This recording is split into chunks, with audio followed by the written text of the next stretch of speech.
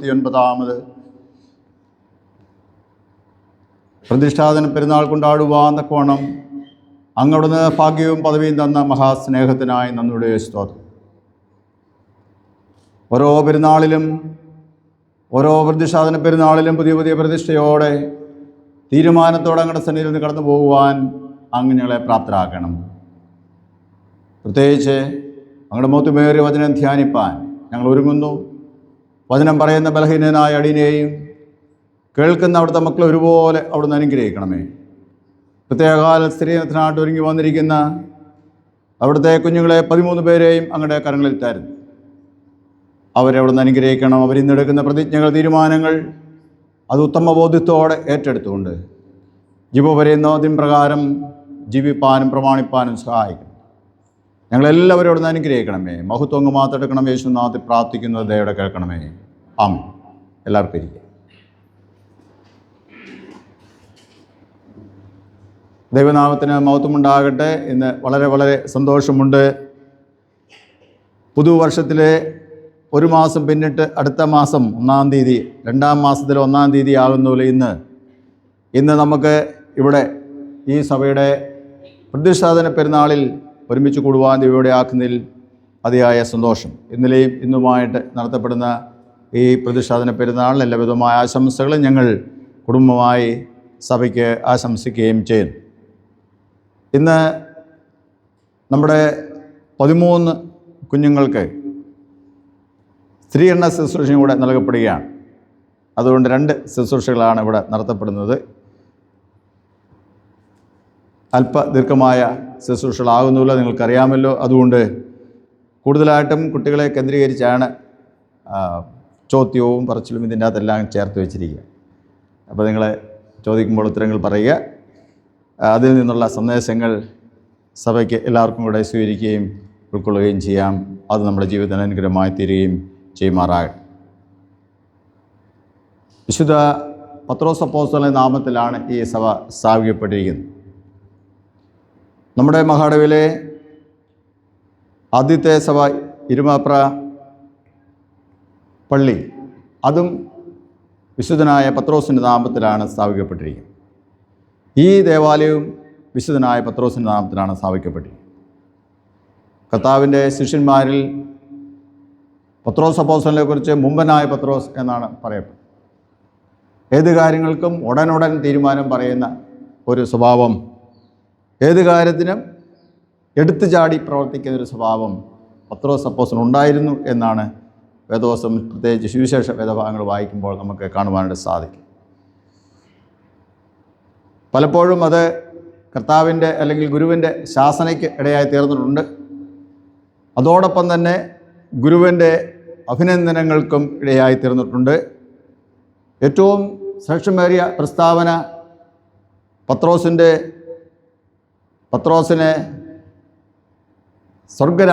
സ്വർഗത്തിൻ്റെ താക്കോൽ തന്നിരിക്കുന്നു എന്നാണ് പറഞ്ഞിരിക്കുന്നത്. അപ്പോൾ സാധാരണ നമ്മൾ മറ്റ് സഭകളെക്കുറിച്ചൊക്കെ പറയുമ്പോൾ അവർ പറയുന്നുണ്ട്, താക്കോൽ, സഭയുടെ താക്കോൽ ആരുടെ കയ്യിലാണ്? പത്രോസ് അപ്പോസ്തലൻ. ആ പത്രോസിൻ്റെ സിംഹാസനമാണ് 1-ാമത്തെ സിംഹാസനം എന്ന് പറഞ്ഞ് അങ്ങനെയുള്ള രീതികൾ നമുക്ക് മറ്റ് പല സഭകളെക്കുറിച്ച് ചിന്തിക്കുമ്പോൾ കാണാനായിട്ട് സാധിക്കും. പത്രോസിൻ്റെ സിംഹാസനവും യാക്കോബിൻ്റെ സിംഹാസനം, അങ്ങനെ 2 സിംഹാസനമാണ് എന്ത് ചെയ്യുന്നത്, പോയിക്കൊണ്ടിരിക്കുന്നത്. അത് 2 പാരമ്പര്യമാണ്. ഒരു കാലഘട്ടം വരെ അത് രണ്ടും ഇല്ലായിരുന്നു. പിന്നീട് അത് സഭയുടെ വളർച്ചയിൽ വന്നു. പിന്നെ അനേകം സഭാ നേതൃത്വങ്ങൾ, സഭാവിധക്കൾ വന്നു, സഭകളുണ്ടായി എന്നതും സഭയുടെ ചരിത്രമാണ്. ഏതാണേലും നമ്മുടെ സഭ സ്ഥാപിക്കപ്പെട്ടിരിക്കുന്നത് വിശുദ്ധനായ പത്രോസ് അപ്പോസ്തലൻ്റെ നാമത്തിലാണ്. പത്രോസ് അപ്പോസ്തലൻ്റെ നാമത്തിൽ സ്ഥാപിക്കപ്പെട്ടിരിക്കുന്നു എന്നുള്ളത് കൊണ്ട് പത്രോസ് അപ്പോസ്തലനെ നമ്മൾ ആരാധിക്കുന്നില്ല എന്നുള്ളത് നമ്മൾ മനസ്സിലാക്കണം. അത് നമ്മുടെ സഭയുടെ ഒരു പേരാണ്. ആ വിശുദ്ധൻ്റെ നാൾ എന്ന് പറയുന്നത് ഒരു വിശുദ്ധൻ്റെ നാളിലാണ് നമ്മുടെ സഭകൾ സ്ഥാപിക്കപ്പെട്ടിരിക്കുന്നത്. അതിൻ്റെ പിന്നിലുള്ള കാര്യം എന്നുള്ളത് വേറെ ഒന്നുമല്ല. ആ അപ്പോസ്തലൻ്റെ ജീവിതത്തിൽ അല്ലെങ്കിൽ ആ വിശുദ്ധൻ്റെ ജീവിതത്തിൽ നമ്മൾ കണ്ടതായ അതിശ്രേഷ്ഠമായ സ്വഭാവ വിശേഷങ്ങൾ നമ്മുടെ ജീവിതത്തിലും അനുവർത്തിച്ചുകൊണ്ട് ആ വിശുദ്ധൻ ദൈവപക്ഷം ചേർന്ന് നടന്നതുപോലെ, ദൈവത്തിൽ വിശ്വസിച്ചതുപോലെ, ദൈവനാമത്തിന് വേണ്ടി പ്രവർത്തിച്ചതുപോലെ നമ്മളും പ്രവർത്തിക്കണം എന്നുള്ളതാണ് അതിൻ്റെ സന്ദേശം. അതുകൊണ്ട് വിശുദ്ധ പത്രോസ് അപ്പോസ്തലന്റെ നാമത്തിൽ ഈ സഭ സ്ഥാപിക്കപ്പെട്ടിരിക്കുമ്പോൾ ഇവിടെ ആരാധിക്കുന്ന നമുക്ക് ആ പത്രോസ് അപ്പോസ്തലന്റെ ജീവിതത്തിൽ തിളങ്ങി നിന്ന അതിശ്രേഷ്ഠമായ ഗുണഗണങ്ങളെ നമുക്ക് അല്ലെങ്കിൽ കർത്താവ് പ്രശംസിച്ച അനേക ഗുണങ്ങളെ നമ്മുടെ ജീവിതത്തിലും അത് പാലിച്ചുകൊണ്ട് അനുവർത്തിച്ചുകൊണ്ട് അനുഗമിച്ചുകൊണ്ട് കർത്താവിനെ പിൻപറ്റുവാൻ നമുക്കും ഇടയായിത്തീരണം. അതുകൊണ്ട് ഇവിടെ ആരാധിക്കാൻ വരുമ്പോൾ ആ ഒരു ചിന്ത നമ്മുടെ മനസ്സിൽ ഉണ്ടായിരിക്കട്ടെ. കർത്താവിനെ പൂർണ്ണമായി പിൻപറ്റുവാൻ നമുക്കും ഇടയായിത്തീരട്ടെ എന്ന് പ്രാർത്ഥിക്കും. ഈ സഭ സ്ഥാപിതമായത് ഇവിടെ കർത്താവിൻ്റെ മൗത്തുമേറി ശുശ്രൂഷ ചെയ്ത കർത്താവിൻ്റെ വിലയേറിയ ദാസൻ എത്രയും ബഹുമാനുള്ള റവറൻ ആർതർ ഫെഡറിക് പെയിൻറ്റർ എന്ന് പറയുന്ന വിശുദ്ധ സുവിശേഷകൻ്റെ പ്രവർത്തന ഫലമാണ്. നമ്മുടെ ഈശോള മഹാദേവിയിൽ പ്രധാനമായും 4 മിഷണറിമാരാണ് ആദ്യകാലങ്ങളിൽ ഇവിടെ പ്രവർത്തനങ്ങൾക്ക് ആരംഭം കുറിച്ചത് എന്ന് നമ്മുടെ ചരിത്രം പരിശോധിച്ചാൽ നമുക്ക് കാണാനായിട്ട് സാധിക്കും.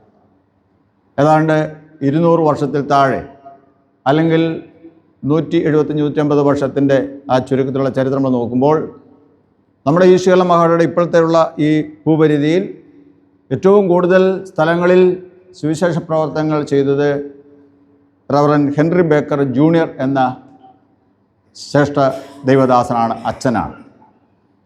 അദ്ദേഹം ഇരുമാപ്രയിൽ വന്നു. ഇരുമാപ്രയും ചുറ്റുപാടുള്ള പ്രദേശങ്ങളിൽ ഇരുമാപ്ര, മേലുകാവ്, കണ്ണിക്കൽ തുടങ്ങിയുള്ള പ്രദേശങ്ങളിൽ കർത്താവിൻ്റെ മൗത്തുമേറിയ ശുശ്രൂഷകൾ ചെയ്തു. അതുകൂടാതെ പീരുമേട് ഇന്ന് നമ്മൾ കാണുന്ന പള്ളിക്കുന്ന് പള്ളി ഉൾപ്പെടെ ആ പ്രദേശങ്ങൾ ആകമാനമായും കർത്താവിന് വേല ചെയ്യുവാനും പള്ളിക്കുന്ന് പള്ളി സ്ഥാപിക്കുവാനും ഇടയായി തീർന്നു. നമുക്കറിയാം, അദ്ദേഹം സ്ഥാപിച്ച പള്ളികളിൽ ഇന്ന് നിലനിൽക്കുന്ന അല്ലെങ്കിൽ സൂക്ഷിക്കപ്പെട്ടിരിക്കുന്ന ഒരേ ഒരു പള്ളി പള്ളിക്കുന്ന് പള്ളി സെൻറ്റ് ജോർജ് ദേവാലയം തന്നെയാണ്. ആ പ്രദേശങ്ങളിൽ അവർക്കും അവരുടെ ബന്ധുക്കൾക്കൊക്കെയും ധാരാളം എസ്റ്റേറ്റ് ഉണ്ടായിരുന്നു. ബോണാമി അദ്ദേഹം നടന്നിട്ടുള്ള സ്ഥലങ്ങളാണ് എന്നാണ് അതിൻ്റെ ചരിത്രം. ബോണാമി പള്ളിയും അതിൻ്റെ അന്ന് പള്ളിയില്ല, ആ എസ്റ്റേറ്റും തുടങ്ങിയുള്ള കാര്യങ്ങൾ കേരളത്തിൻ്റെ അല്ലെങ്കിൽ ഹൈറേഞ്ച് പ്രദേശങ്ങളിലെ വികസനത്തിന് ആകമാനമായിട്ടുള്ള അടിസ്ഥാനങ്ങൾ നൽകുവാൻ തക്കവണ്ണം ഹെൻറി ബേക്കർ ജൂണിൻ്റെ എന്ന മിഷണറിയുടെ അല്ലെങ്കിൽ മിഷണറി അച്ഛൻ്റെ സംഭാവനകൾ വളരെ വലുതാണ് എന്ന് നമുക്ക് കാണുവാൻ സാധിക്കും. ചരിത്രം നോക്കും.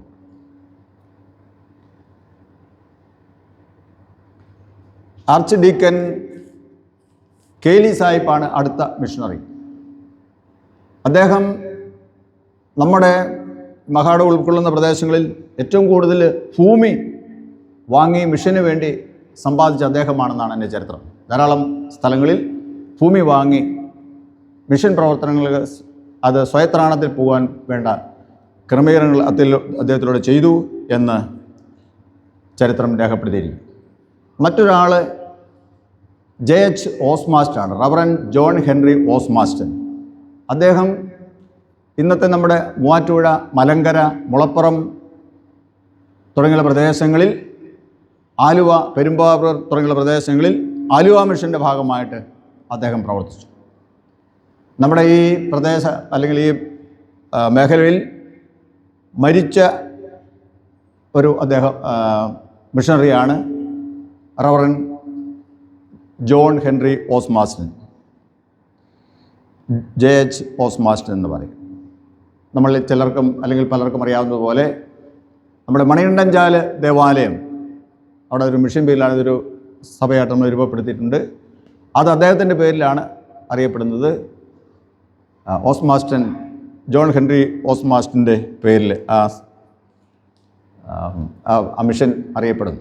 അദ്ദേഹം അവിടെ കുതിരകുത്തി എന്ന് ഇന്നറിയപ്പെടുന്ന സ്ഥലത്ത് അദ്ദേഹം ആലുവയിൽ നിന്ന് മൂന്നാറിൽ ആ വഴി പോയി ശുശ്രൂഷകളൊക്കെയും കഴിഞ്ഞ് തിരിച്ചു വരുന്ന സമയത്ത് ആ വെള്ളച്ചാട്ടത്തിനവിടെ വെള്ളം ചാട്ടം കാണാനാണ് എന്ന് പറയുന്നു. അദ്ദേഹം കുതിരപ്പുറത്ത് സഞ്ചരിക്കുമ്പോൾ കുതിരയെ കുറേ കൂടെ ക്ലിയറായിട്ട് വെള്ളം ചാട്ടം കാണാൻ വേണ്ടി കുതിരയെ ചാടിച്ചു. കുതിര ആ കല്ലിൽ നിന്ന് തെന്നി വലിയൊരു കൊക്കയിലേക്ക് പോയി.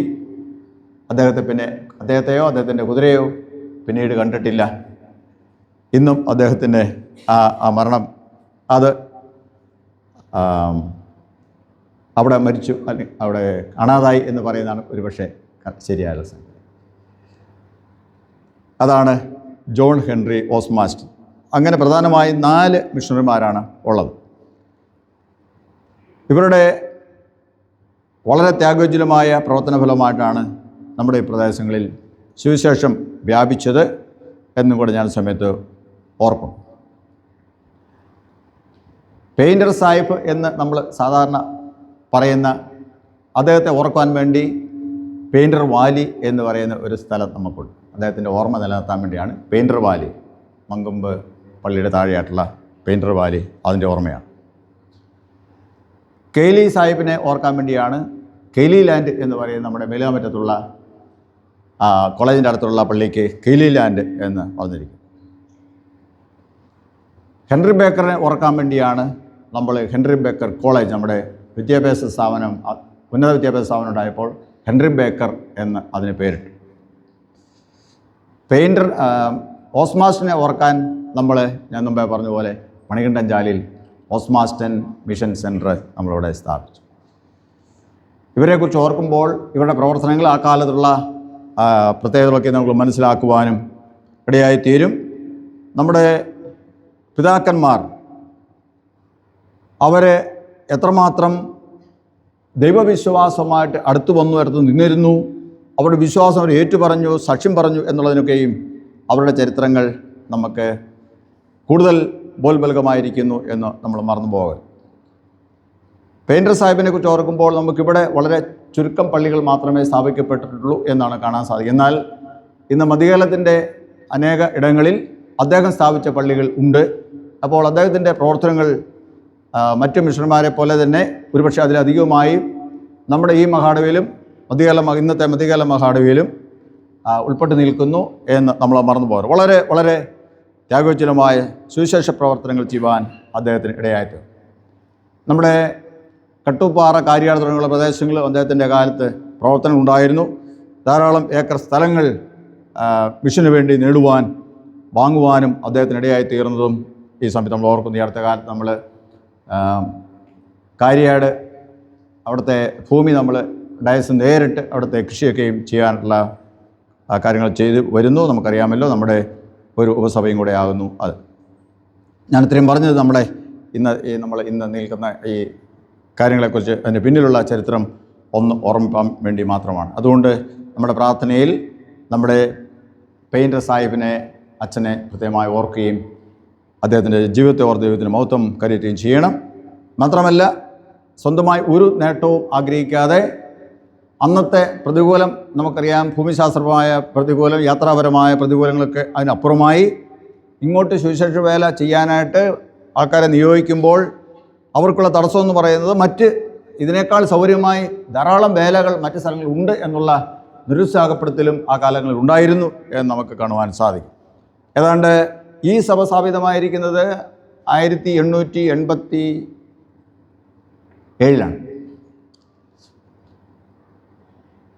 1848 കാലഘട്ടങ്ങളിൽ ഇരുമാപ്രയിൽ സഭ സ്ഥാപിതമായി പ്രവർത്തനങ്ങൾ ആരംഭിച്ചു എന്നാണ് ചരിത്രം. ഏതാണ്ട് 10-40 വർഷത്തിൻ്റെ ഗ്യാപ്പിലാണ് ഇവിടെ പ്രവർത്തനങ്ങൾ നടക്കുന്നത്. ഒരുപക്ഷെ പെയിൻറ്റർ സാഹിബ് നമ്മുടെ ഈ പ്രദേശത്തേക്ക് വന്നില്ലായിരുന്നെങ്കിൽ കുറെ കൂടെ താമസിച്ചു പോയേനെ എന്നാണ് എൻ്റെ ഒരു ചിന്ത. തക്ക സമയത്ത് ദൈവം തൻ്റെ ദാസനെ ഈ പ്രദേശങ്ങളിലും സുവിശേഷ പ്രവർത്തനത്തിനായിട്ട് അയച്ചു. അത് നമുക്ക് എല്ലാവർക്കും ഈ ഒരു അത്ഭുത വളർച്ചയ്ക്കും ഈ പ്രദേശങ്ങളെയും സുവിശേഷത്തിന് വെളിച്ചം വരുന്നതിനും കാരണമായി തീർന്നു. അതോർത്ത് ഞാൻ ദൈവത്തിന് നന്ദി കരയറ്റും. പത്രോസ് അപ്പോസ്തലനെ കുറിച്ച് പറഞ്ഞല്ലോ. പത്രോസ് അപ്പോസ്തലൻ അപ്പോൾ കാണുന്ന കാര്യങ്ങളെക്കുറിച്ച് അന്നേരം അത് മുഴുവൻ അർത്ഥത്തിൽ എടുക്കുന്ന, ഒന്നിനെ അപ്പുറം നോക്കാതെ അത് മുഴുവനും ഉൾക്കൊള്ളുന്നൊരു സ്വഭാവക്കാരനായിരുന്നു അദ്ദേഹം.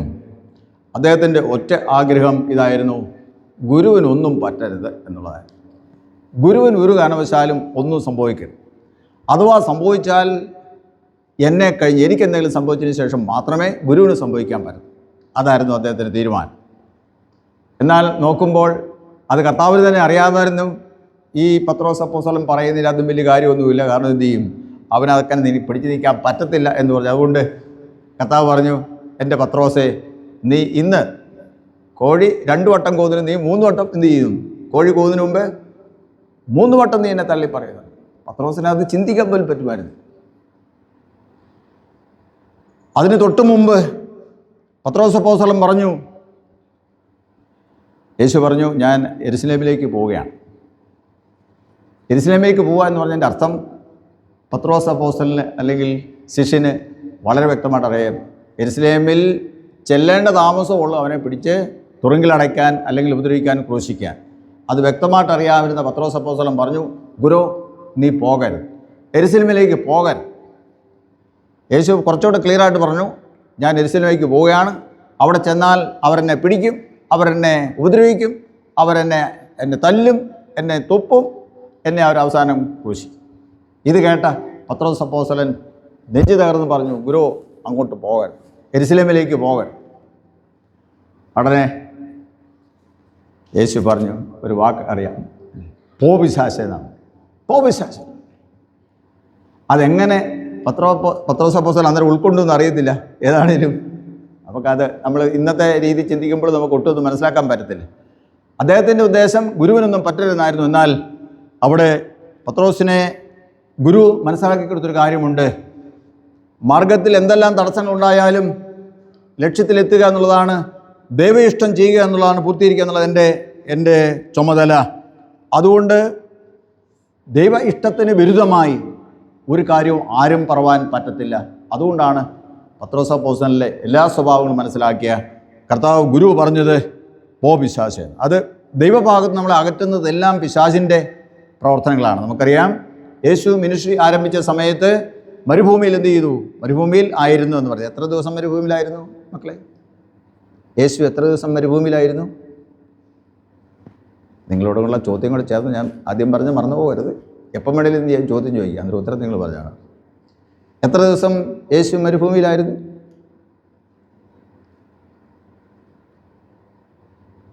ഇസ്രായേൽ മക്കൾ എത്രയാണെന്ന് ചോദിച്ചാൽ പറയാം. പക്ഷേ ഇത് വിട്ട് ചോദ്യമൊക്കെ ചോദിച്ചാൽ കഴിയല്ലേ. എന്നാലും ഒരു സങ്കല്പം പറഞ്ഞേ, യേശു എത്ര ദിവസം മരുഭൂമിയിലായിരുന്നു?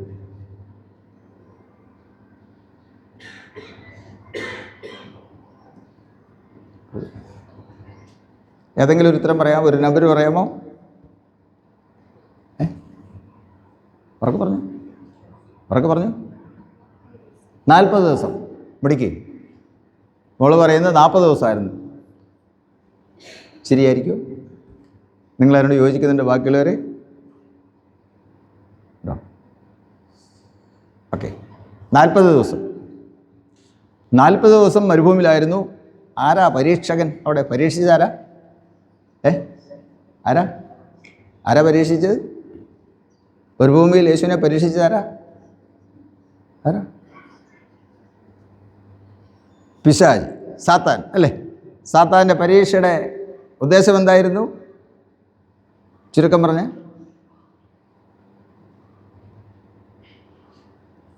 ഒരു പരീക്ഷ പറയാമോ? സാത്താൻ യേശുവിനെ പരീക്ഷിച്ച ഒരു പരീക്ഷ.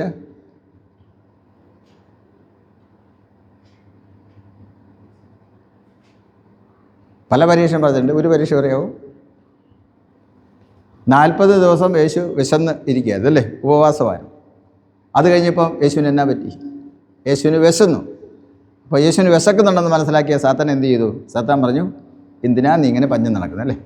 ഇതേ നല്ല മനോഹരമായ കല്ലുകൾ അവിടെ കിടക്കുന്നു അല്ലേ, നല്ല അപ്പം പോലുള്ള കല്ലുകൾ കിടക്കുകയാണ്.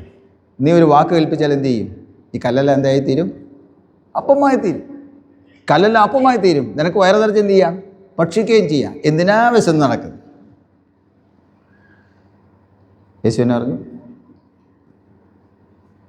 ഓക്കെ, യേശു പറഞ്ഞു, മനുഷ്യൻ അപ്പം കൊണ്ട് മാത്രമല്ല ജീവിക്കുന്നത്, പിന്നെയോ ദൈവത്തിൻ്റെ വചനം കൊണ്ടും ജീവിക്കും.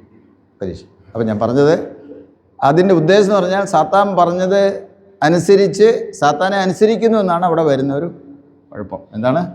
സാത്താനെ അനുസരിക്കുക. അപ്പമായി തിരഞ്ഞ വിശപ്പിനെ ഒപ്പം ഭക്ഷിക്കണ്ടേ അല്ലേ? പക്ഷേ ആ പരീക്ഷയിൽ യേശു എന്ത് ചെയ്തു? യേശു വിജയിച്ചു. പിന്നെ ഓരോ പരീക്ഷകൾ എൻ്റെ അകത്ത് കാണാൻ സാധിക്കും. അതിൻ്റെ ഉദ്ദേശം ഇതായിരുന്നു, യേശുവിൻ്റെ ദൗത്യത്തിൽ നിന്ന് യേശു എന്തിനു വന്നു എന്ന് വളരെ വ്യക്തമായിട്ട് അറിയുന്ന ഒരേ ഒരു ആളെന്ന് പറയുന്ന ആരെ? ഈ സാത്താൻ. സാത്താനെ നിഗ്രഹിക്കാനാണ്, ഇല്ലായ്മ ചെയ്യാനാണ് ആര് വന്നിരിക്കുന്നത്? ആത്യന്തികമായി ഈ ദൈവപുത്രൻ വന്നിരിക്കുന്നതെന്ന് മറ്റാരേക്കാളും ആർക്കറിയാം? സാത്താൻ അറിയാമായിരുന്നു. അതുകൊണ്ടാണ് ആ സമയത്ത് തന്നെ പരിശുദ്ധമായ ശുശ്രൂഷകൾ അതിന് മുമ്പ് ധാരാളം പരീക്ഷണങ്ങളുണ്ട്, തടസ്സങ്ങളുണ്ട്. ഈ ശുശ്രൂഷയിലേക്ക്, മിനിസ്ട്രിയിലേക്ക് ഇറങ്ങുന്നതിന് മുമ്പേ യേശുവിനെ ദൗത്യത്തിൽ നിന്ന് പിന്തിരിപ്പിക്കാൻ എന്ത് ചെയ്തു? അവിടെ ശ്രമിക്കുന്നതൊക്കെ കാണാൻ സാധിക്കും. അപ്പം യേശുവിൻ്റെ ദൗത്യത്തിൽ നിന്ന് യേശുവിനെ പിന്തിരിപ്പിക്കുന്നതാണ് ഏത് ശക്തിയാണെങ്കിലും ആരാണെങ്കിലും.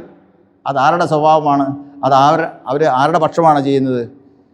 സാത്താൻ്റെ പക്ഷമാണ്. അതുകൊണ്ടാണ് പത്രോസിനോട് പറഞ്ഞത്, യേശു പറഞ്ഞത് പോ പിശാച് എന്ന് പറഞ്ഞത്. ഇത് ദൈവത്തിൻ്റെ ഇഷ്ടമല്ല, ഇത് സാത്താൻ്റെ ഇഷ്ടമാണ് എന്നെ പിന്തിരിപ്പിക്കുക എന്നുള്ളത്. നീ പിന്തിരിപ്പിക്കരുത് എന്ന് പറഞ്ഞു അല്ലേ. അപ്പം അങ്ങനെ ഈ പത്രോസ് അപ്പോസ്തലനാണ് നമ്മൾ പഠിക്കുമ്പോൾ ധാരാളം കാര്യങ്ങൾ അദ്ദേഹത്തിലൂടെ നമുക്ക് കാണാൻ സാധിക്കും. എന്നാൽ വിശ്വാസ ജീവിതത്തിൽ നമ്മൾ നോക്കുമ്പോൾ കർത്താവിൻ്റെ വേലയിൽ അതിപ്രധാനപ്പെട്ട സ്ഥാനം അദ്ദേഹത്തിനുണ്ടായിരുന്നു എന്ന് കാണുവാൻ സാധിക്കും. പ്രതിഷ്ഠാ പെരുന്നാളിനെ കുറിച്ച് ഇവിടെ പറഞ്ഞിട്ടുണ്ട്. ഇവിടെ പള്ളി സ്ഥാപിതമായതിനെക്കുറിച്ച് ഞാൻ പറഞ്ഞു. ഒരു വാക്യം അതിനോട് ചേർന്ന് വായിക്കട്ടെ. ഇന്ന് നമ്മൾ പാഠമായിട്ട് വായിച്ച രാജാക്കന്മാരുടെ 1-ാം പുസ്തകം 8-ാം അധ്യായം, അതിൻ്റെ ആ അധ്യായത്തിൻ്റെ അവസാന ഭാഗം 66-ാം വാക്യം. രാജാക്കന്മാരുടെ 1-ാം പുസ്തകം 8-ാം അധ്യായം 66-ാം വാക്യം. കുട്ടികൾ ആദ്യം എടുത്തവർക്ക് വായിക്കും.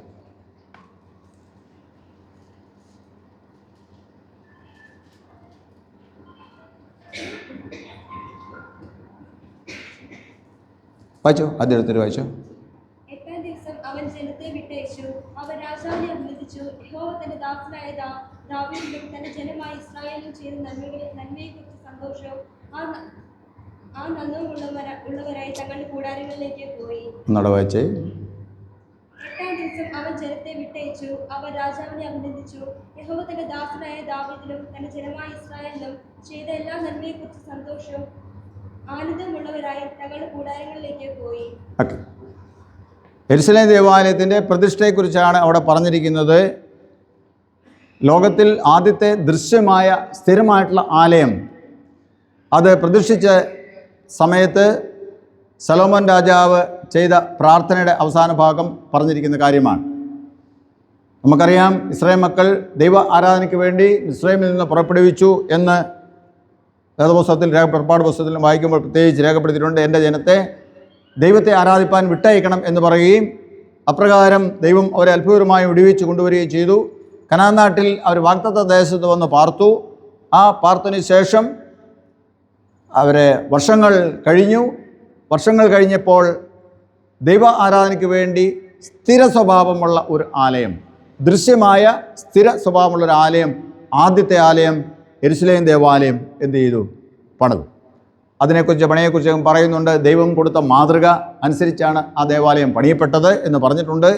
അതിൻ്റെ പ്രതിഷ്ഠാ ശുശ്രൂഷയെക്കുറിച്ചാണ് പറഞ്ഞിരിക്കുന്നത്.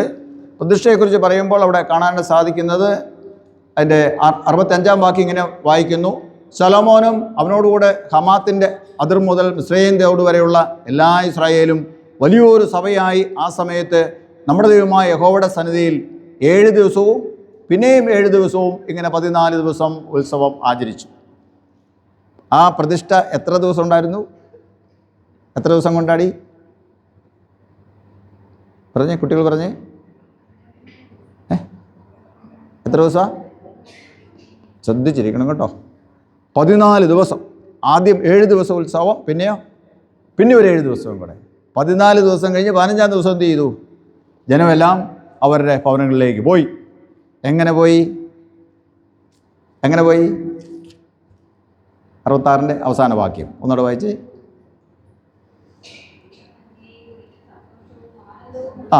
എല്ലാ നന്മയും കുറിച്ച് സന്തോഷവും ആനന്ദമുള്ളവരായി തിരികെ പോയി. നമ്മുടെ ഇത് എത്രാമത്തെ ദിവസമാണ് ഇന്ന്? പെരുന്നാളിൻ്റെ 2 ദിവസം അല്ലേ? 2 ദിവസത്തെ പെരുന്നാളായി. ഇപ്പം ഒരു 2-3 ദിവസം കൂടെ പെരുന്നാളുണ്ടെങ്കിൽ നമ്മൾ എത്ര പേര് കാണും?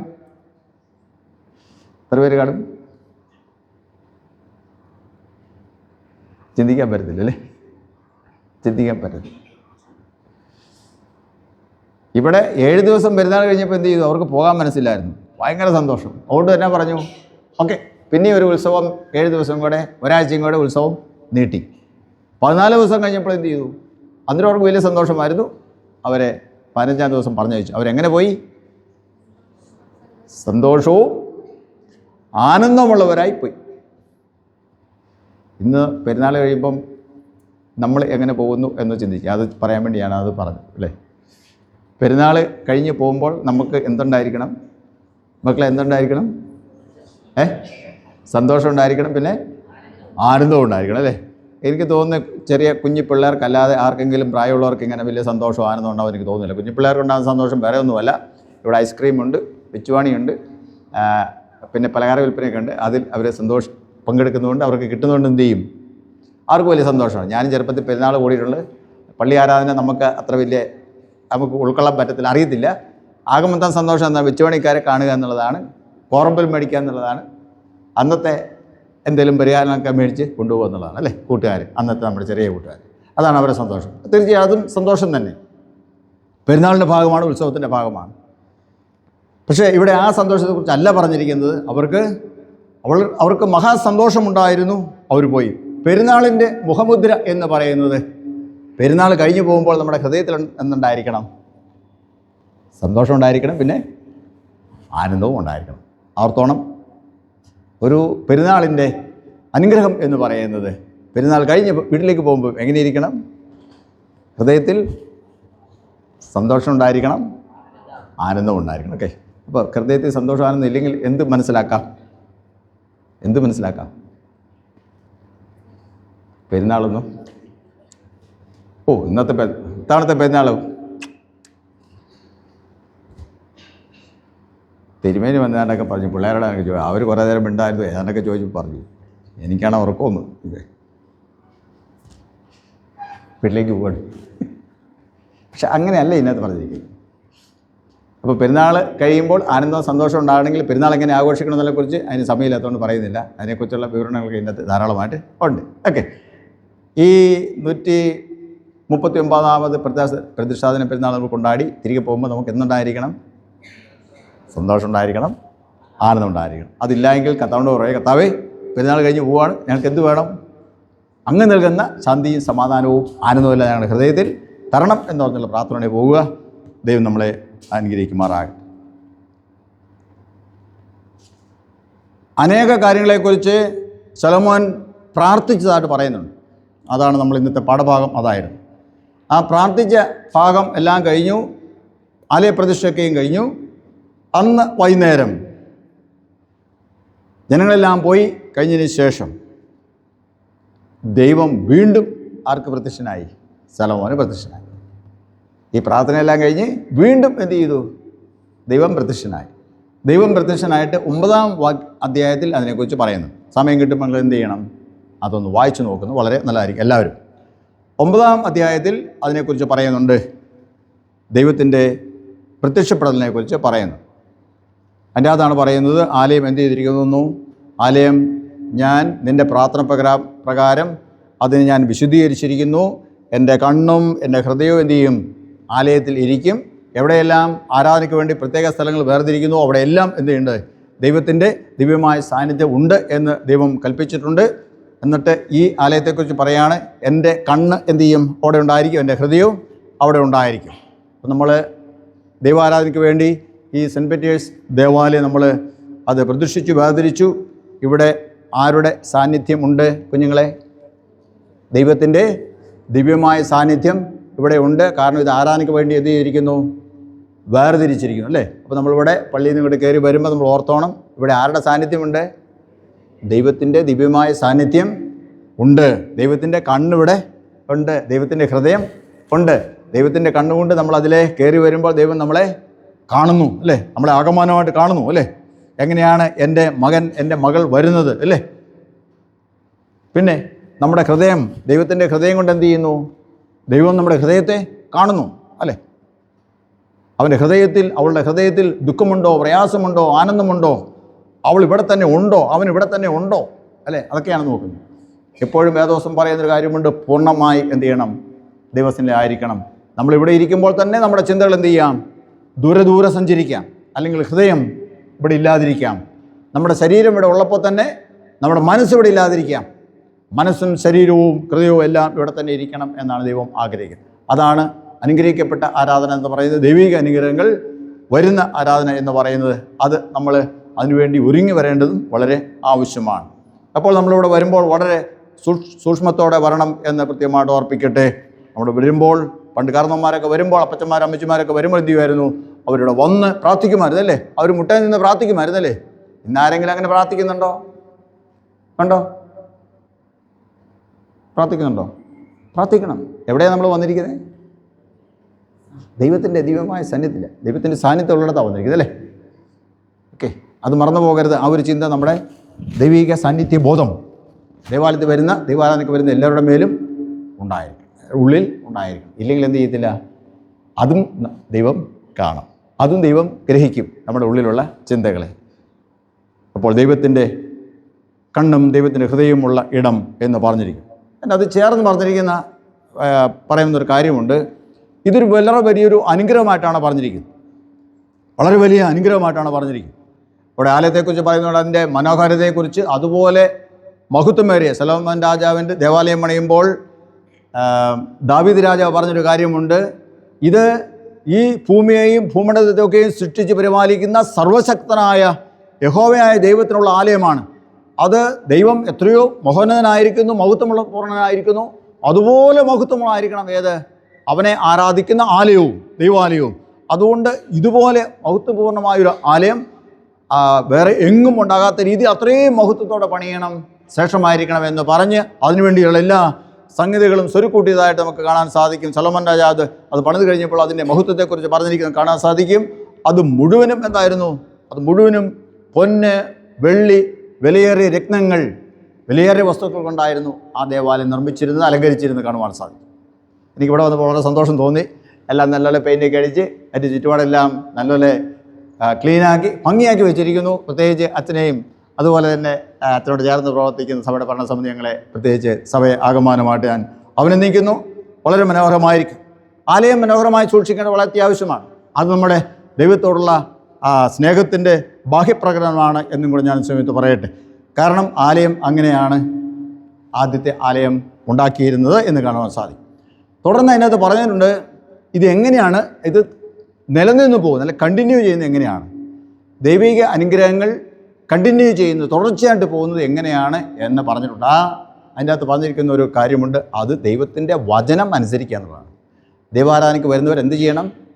ദൈവത്തിൻ്റെ വചനം, അല്ലെ ദൈവത്തിൻ്റെ കൽപ്പനകൾ, അല്ലെങ്കിൽ ദൈവത്തിൻ്റെ പ്രമാണങ്ങൾ അനുസരിക്കണം. അങ്ങനെ അനുസരിച്ച് പോയാൽ നിനക്ക് നിൻ്റെ സന്തതി പരമ്പരകൾക്കും ഒരിക്കലും എന്ത് ചെയ്യത്തില്ല, ഒരിക്കലും ഒരു അനുഗ്രഹത്തിന് തടസ്സം ഉണ്ടാകത്തില്ല. നിൻ്റെ രാജ്യത്വം എന്ത് ചെയ്യും? എന്നേക്ക് നിലനിൽക്കും എന്ന് പറഞ്ഞു. ആ കാര്യമാണ് 9-ാം അധ്യായത്തിൽ പറഞ്ഞത്. അതവിടെ നിൽക്കട്ടെ. അത് നമ്മുടെ പ്രതിഷ്ഠാ പെരുന്നാളിനെ കുറിച്ചുള്ള ചിന്തകളാണ്. നിങ്ങൾ എന്തിനാ ഇന്ന് വന്നേ? എന്തിനാ വന്നേ? സ്ഥിരീകരണം എന്ന് പറഞ്ഞാൽ എന്താ? നമ്മുടെ വർഗീസ് അച്ഛൻ, നിങ്ങളുടെ പേര് രാജേഷ് അച്ഛൻ പേര് വായിച്ചു കഴിഞ്ഞപ്പോൾ വർഗീസ് അച്ഛൻ ഒരു പുസ്തകം നോക്കി കുറേ കാര്യങ്ങൾ വായിച്ചായിരുന്നു അല്ലേ? അതിൻ്റെ അകത്ത് എന്നാ പറഞ്ഞേക്കെന്നറിയാമോ? എന്നാ പറഞ്ഞ് ഓർക്കുന്നുണ്ടോ? വായിച്ച് കേട്ടത് എന്തായിരുന്നു പറഞ്ഞേ? എന്തായിരുന്നു? എന്തിനാ വന്നതെന്നാ അതിൻ്റെ അകത്ത് പറഞ്ഞിരിക്കുന്നത്. ഓർക്കുന്നുണ്ടോ? അച്ഛൻ വായിച്ചത് ഓർക്കത്തില്ലല്ലേ? എനിക്ക് തോന്നുന്നു നമ്മുടെ സ്ഥിരീകരണം പഠിക്കുന്ന കുഞ്ഞുങ്ങൾക്ക് സ്ഥിരീകരണത്തിൻ്റെ ചോദ്യോത്തരം പഴയ പുസ്തകങ്ങളിലൊക്കെ അതുണ്ട്. അതുകൂടാതെ ഇപ്പോഴത്തെ ആരാധന ചെറു ശിക്ഷാക്രമത്തിലുണ്ട്. അത് മാത്രമാണെങ്കിലും ഒന്ന് പ്രിൻ്റ് ചെയ്തിൻ്റെ അതിൻ്റെ ഒരു ഫോട്ടോ കോപ്പി എടുത്ത് കൊടുക്കുന്നത് നല്ലതായിരിക്കും എനിക്ക് തോന്നുന്നു. കാരണം ഇതിനെക്കുറിച്ച് കുറേ കൂടെ കൃത്യത, ക്ലാരിറ്റി കുട്ടികൾക്ക് കിട്ടാൻ സാധ്യത, ഇവിടെ മാത്രമല്ല പൊതുവേ പറയാം, ക്ലാരിറ്റി കിട്ടാൻ സാധ്യത ഉണ്ടെന്ന് എനിക്ക് തോന്നുന്നു. കാരണം എന്നാലേ അത് അവർ പറയുന്ന കാര്യങ്ങൾ എന്താണെന്ന് നിങ്ങൾക്ക് കൂടുതലായിട്ട് മനസ്സിലാക്കാൻ സാധിക്കുള്ളൂ. സ്ഥിരീകരണ പാഠങ്ങളൊക്കെ നിങ്ങൾ പരിഷ്കരിക്കാനുള്ള തീരുമാനമൊക്കെ മഹാഡവ ക്രിസ്ത്യൻ എഡ്യൂക്കേഷൻ ഡിപ്പാർട്ട്മെൻറ്റ് എന്ത് ചെയ്യുന്നുണ്ട്, ആലോചിക്കുന്നുണ്ട്. ആ കൂട്ടത്തിൽ എന്ത് ചെയ്യും അത് ആലോചിക്കാം. എങ്കിലും ഞാനിപ്പം ആദ്യമായിട്ട് പറയട്ടെ, അമുഖമായിട്ട് പറയട്ടെ. എന്തിനാണ് വന്നത്? നിങ്ങൾ പറഞ്ഞു സ്ഥിരീകരിക്കാൻ. എന്താണ് സ്ഥിരീകരിക്കുന്നത്? സ്ഥിരീകരിക്കുന്നത് എന്തിനാണെന്നാണ് അച്ഛനത് വായിച്ചത് ഇപ്രകാരമാണ്: നിങ്ങളുടെ ബപ്തിസ്മയെങ്കിൽ, നിങ്ങളുടെ സ്നാന സമയത്ത് നിങ്ങളുടെ മാതാപിതാക്കന്മാരും ജ്ഞാനമാതാക്കന്മാരും നിങ്ങൾക്ക് വേണ്ടി എടുത്ത പ്രതിജ്ഞകൾ നിങ്ങൾ സ്വയം ഏറ്റെടുക്കാൻ വേണ്ടി, അന്ന് നിങ്ങൾക്ക് വേണ്ടി നിങ്ങളുടെ മാതാപിതാക്കന്മാരും ജ്ഞാനമാതാക്കന്മാരും ഏറ്റെടുത്ത പ്രതിജ്ഞകൾ ഇന്ന് നിങ്ങൾ സ്വയം ഏറ്റെടുക്കുക. അതിനെക്കുറിച്ച് പഠിച്ച് മനസ്സിലാക്കി സ്വയം ഏറ്റെടുക്കുന്ന ദിവസമാണ് അല്ലേ? ഓക്കെ. ഈ കുഞ്ഞുങ്ങളുടെ മാതാപിതാക്കന്മാർ വന്നിരുന്ന കൈവയ്ക്കുകയും മാതാപിതാക്കന്മാർ കുഞ്ഞുങ്ങളുടെ വന്നിട്ടുള്ളവർ ഓക്കെ കൈതാതില്ല. ജ്ഞാനമാതാപിതാക്കന്മാർ ആരെല്ലാം ഉണ്ട്? ജ്ഞാനമാതാക്കന്മാർ. Okay, very good.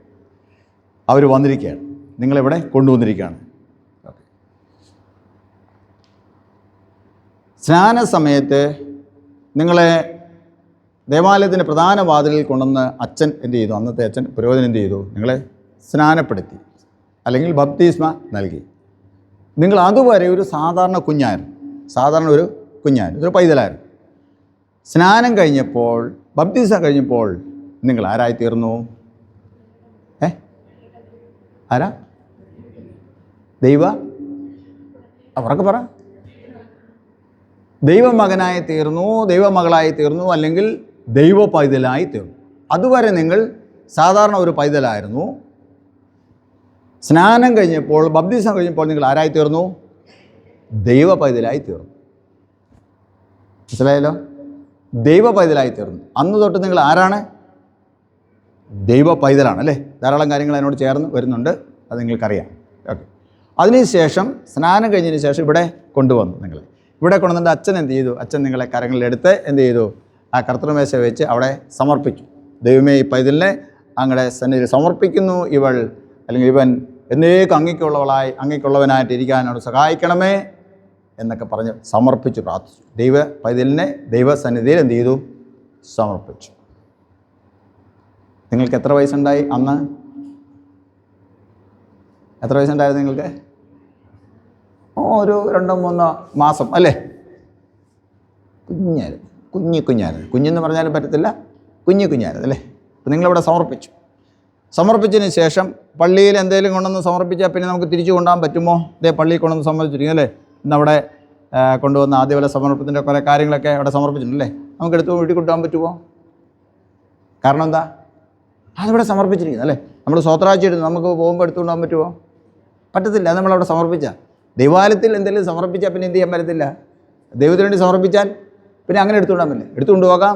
ആ സാധനങ്ങളൊക്കെ എടുക്കണം. എന്ത് ചെയ്യണം? ഇവിടെ അതിന് ചില നിയമങ്ങളൊക്കെ ഉണ്ട് അല്ലേ? ചിട്ടവട്ടങ്ങളുണ്ട്. ലേലം വിളിക്കുമ്പോൾ പൈസ കൊടുത്ത് എന്ത് ചെയ്യാം?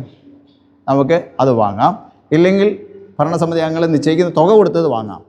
അത് നമുക്ക് അങ്ങനെ കൊടുക്കാതെ എന്ത് ചെയ്തില്ല? വാങ്ങാൻ പറ്റത്തില്ല. നിങ്ങളെ എന്ത് ചെയ്തിരിക്കുകയാണ്? നിങ്ങളെ ഇവിടെ സമർപ്പിച്ചു അല്ലേ? നിങ്ങളിവിടെ സമർപ്പിച്ചു. നിങ്ങൾ കുഞ്ഞായിരുന്നുകൊണ്ട് പറഞ്ഞു ഈ കൊച്ചിനെ നിങ്ങൾക്ക് തന്നുവിടുകയാണ് അല്ലേ? അതാണ് അവിടെ നിന്ന് പ്രാർത്ഥന കഴിഞ്ഞിട്ട് എന്ത് ചെയ്യും? കൊച്ചിനെ നിങ്ങളെന്ത് ചെയ്യും? നിങ്ങളുടെ പപ്പായ്ക്കും മമ്മിക്കും ചാച്ചനും അമ്മച്ചിക്കൊക്കെ എന്ത് ചെയ്തു? തിരിച്ചു കൊടുത്തിട്ട് പറഞ്ഞു ഈ കൊച്ചിനെ തന്നുവിടുകയാണ്. ഈ കൊച്ചിനെ പൊന്നുപോലെ വളർത്തണം. എങ്ങനെ വളർത്തണം? പൊന്നുപോലെ വളർന്നതിന് പൊന്നിലാണെങ്കിലെന്നല്ല അതിൻ്റെ അർത്ഥം. ഞാനൊരു ആലങ്കാരികമായിട്ട് പറഞ്ഞതാണ്. ഈ കൊച്ചിനെ ഏറ്റവും സുഹൃത്തുത്തോടെ വളർത്തണം. ചുരുക്കം ദൈവ പൈതലായിട്ട് വളർത്തണം. ഈ കൊച്ചിനെ ദൈവ പൈതലായിട്ട് വളർത്തണം. ഈ കൊച്ചിനെ കർത്താവിൻ്റെ പ്രാർത്ഥന എന്ത് ചെയ്യണം? പഠിപ്പിക്കണം. കർത്താവിൻ്റെ പ്രാർത്ഥന അറിയാമോ? അറിയത്തില്ലാത്തൊരു കൈവക്കിക്കേ. സ്വർഗസ്ഥനായുള്ള പിതാവിൻ്റെ പ്രാർത്ഥന അറിയത്തില്ലാത്തൊരു കൈവക്കിക്കേ. എല്ലാവർക്കും അറിയാം. ഓക്കെ, നിങ്ങൾ കുറച്ച് പേരുള്ളവരും എല്ലാവരും ചൊല്ലിക്കാനും സമയമുണ്ട് കേട്ടോ. എന്നാലും ചൊല്ലിക്കുന്നില്ല. ഓക്കെ. ഈ കൊച്ചിനെ കർത്താവിൻ്റെ പ്രാർത്ഥന പഠിപ്പിക്കണം. ഈ കൊച്ചിനെ 10 കൽപ്പന പഠിപ്പിക്കണം. 10 കൽപ്പന പഠിപ്പിക്കണം. കൽപ്പന എത്രയാ? 10. 10 കൽപ്പന അറിയാവുന്നവരെ കൈവക്കിക്കേ. 10 കൽപ്പന അറിയാമെന്നുള്ളൊരു കൈവക്കിക്കേ. ഓക്കെ, 10 കൽപ്പന അറിയാമോ? എത്രണ്ണം അറിയാം? 5 എണ്ണം അറിയാമോ? 5 എണ്ണം അറിയാം. കേൾക്കാതില്ല. 5 എണ്ണം അറിയാമോ? 3 എണ്ണം അറിയാമോ? അറിയാം. ഏതാണെന്ന് നോക്കണ്ട കാര്യമില്ല. എവിടെന്നെങ്കിലും 3 എണ്ണം ചൊല്ലാമോ?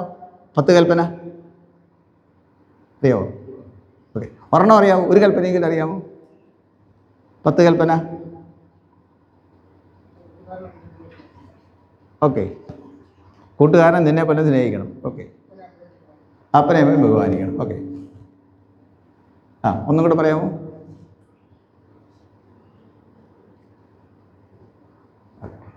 ഓക്കെ, മതി. കൽപ്പന ചുരുക്കി പറഞ്ഞതിൽ ഒരു കൽപ്പനയും 10 കൽപ്പന ഒരു കൽപ്പനയും എന്ത് ചെയ്തിട്ടുണ്ട്? അദ്ദേഹം പഠിച്ചിട്ടുണ്ട്. Okay, very good. വിശ്വാസ പ്രമാണം പഠിക്കണം. കൊച്ചിനെ പഠിപ്പിക്കണം. വിശ്വാസ പ്രമാണം കൊച്ചിനെ പഠിപ്പിക്കണം. വിശ്വാസ പ്രമാണം എത്രയുണ്ട്? 3 എണ്ണം അല്ലേ? 3 2? 3. ഏതെല്ലാം?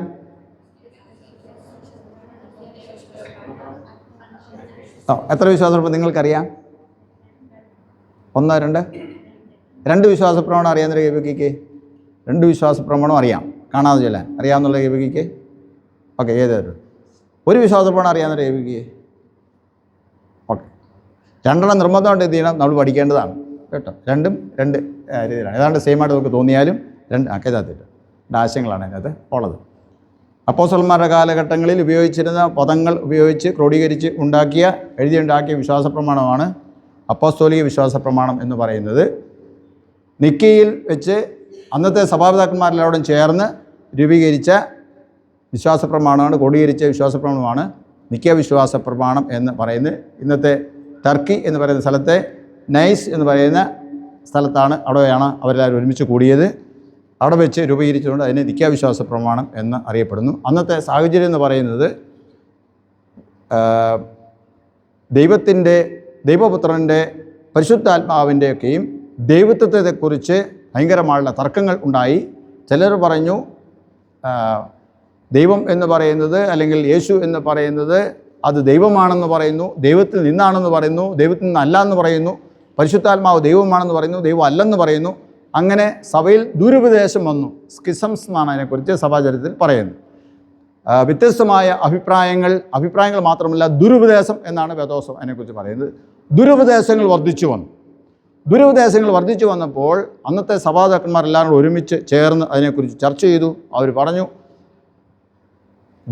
പിതാവ് ദൈവമാണ്, പുത്രനും ദൈവമാണ്, പരിശുദ്ധാത്മാവും ദൈവമാണ്. എങ്കിലും 3 ദൈവമല്ല, ഒറ്റ ദൈവമാണ്. ത്രിയേക ദൈവം, തൃത്വം എന്ന് പറയും. മനസ്സിലായല്ലോ? അതാണ് പഠിപ്പേര്. അപ്പോൾ അതിനുവേണ്ടിയാണ് നിക്കയിൽ ആ സുനകദോസ് കൂടിയത്.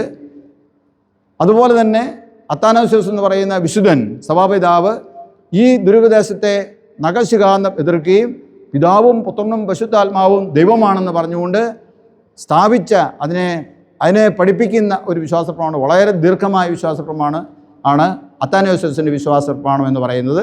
പണ്ട് കാലങ്ങളിൽ നമ്മുടെ പള്ളികളിൽ അത് എന്ത് ചെയ്യുമായിരുന്നു? ഇടയ്ക്കിടയ്ക്ക് ചൊല്ലുമായിരുന്നു. ഇപ്പോൾ നമുക്ക് എല്ലാവർക്കും സമയമില്ലാത്തതുകൊണ്ട് എന്ത് ചെയ്യുന്നു? ആ വിശ്വാസപ്രമാണം എന്ത് ചെയ്യാറില്ല, ചൊല്ലാറില്ല. ചില ദേവാലയങ്ങളിൽ തൃത്വ ഞായറാഴ്ച എന്ത് ചെയ്യാറുണ്ട്? ആ വിശ്വാസപ്രമാണം ചൊല്ലാറുണ്ട്. ഇന്ന് ആ വിശ്വാസപ്രമാണം കണ്ടെത്തണമെങ്കിൽ തന്നെ ഭയങ്കര പാടാണ് എന്നാണ് എനിക്ക് തോന്നുന്നത്. ഒരുപക്ഷെ നമ്മുടെ ദേവാലയങ്ങളിൽ വർഷത്തിൽ 1-2 തവണ ആ വിശ്വാസപ്രമാണം ചൊല്ലുന്നതും നല്ലതാണ് എന്ന് ഞാൻ പഠിപ്പിക്കുന്നത് നല്ലതാണ് എന്ന സമയത്ത് ഓർക്കും. അവിടെ പറഞ്ഞിരിക്കുന്ന പഠിപ്പീരാണ് ഇതാണ്: പിതാവ് ദൈവം, പുത്രനും ദൈവം, പരിശുദ്ധാത്മാവ് ദൈവം, എങ്കിലും 3 ദൈവങ്ങളല്ല, ഒരു ദൈവം അത്രേ. അതാ പിതൃപുത്ര പരിശുദ്ധാത്മാവാം ത്രിയേക ദൈവം എന്ന് പറയുന്ന ഉപദേശം. അതങ്ങനെ പറയാൻ കാരണം ആ കാലങ്ങളിലും ഇന്നും ഉണ്ട്. ദൈവം മാത്രമേ എന്തുള്ളൂ? ദൈവമുള്ളൂ. വേറെ യേശുവും അല്ലെങ്കിൽ പുത്രനും പരിശുദ്ധാത്മാവും ദൈവമല്ല എന്ന് പറയുന്ന ഒരു പഠിപ്പിക്കൽ. ദൈവവും പുത്രനും, ദൈവത്തിൻ്റെ പുത്രനും പിതാവും പുത്രനും ദൈവമാണ്, പരിശുദ്ധാത്മാവ് ദൈവമല്ലെന്നുള്ള പഠിപ്പിക്കൽ. പിതാവും പരിശുദ്ധാത്മാവും ദൈവമാണ്, പുത്രൻ ദൈവമല്ല എന്ന് പറയുന്നത്, അല്ലെങ്കിൽ ദൈവത്വം ഇല്ല എന്ന് പറയുന്നത് ഒരു കാര്യം. അത് ദൈവത്തിൽ നിന്നല്ല വന്നത് എന്നുള്ള പഠിപ്പിക്കൽ. അപ്പം അതിനൊക്കെയും ആണ് അന്ന് അത് എതിർത്തത്. അതുകൊണ്ട് വിശ്വാസപ്രമാണം നമ്മൾ എന്ത് ചെയ്യണം? അത് വളരെ വളരെ സൂക്ഷ്മമായിട്ട് എന്ത് ചെയ്യണം? നമ്മൾ പഠിക്കണം. പ്രത്യേകിച്ച് നിക്കിയ വിശ്വാസപ്രമാണം എന്ത് ചെയ്യണം?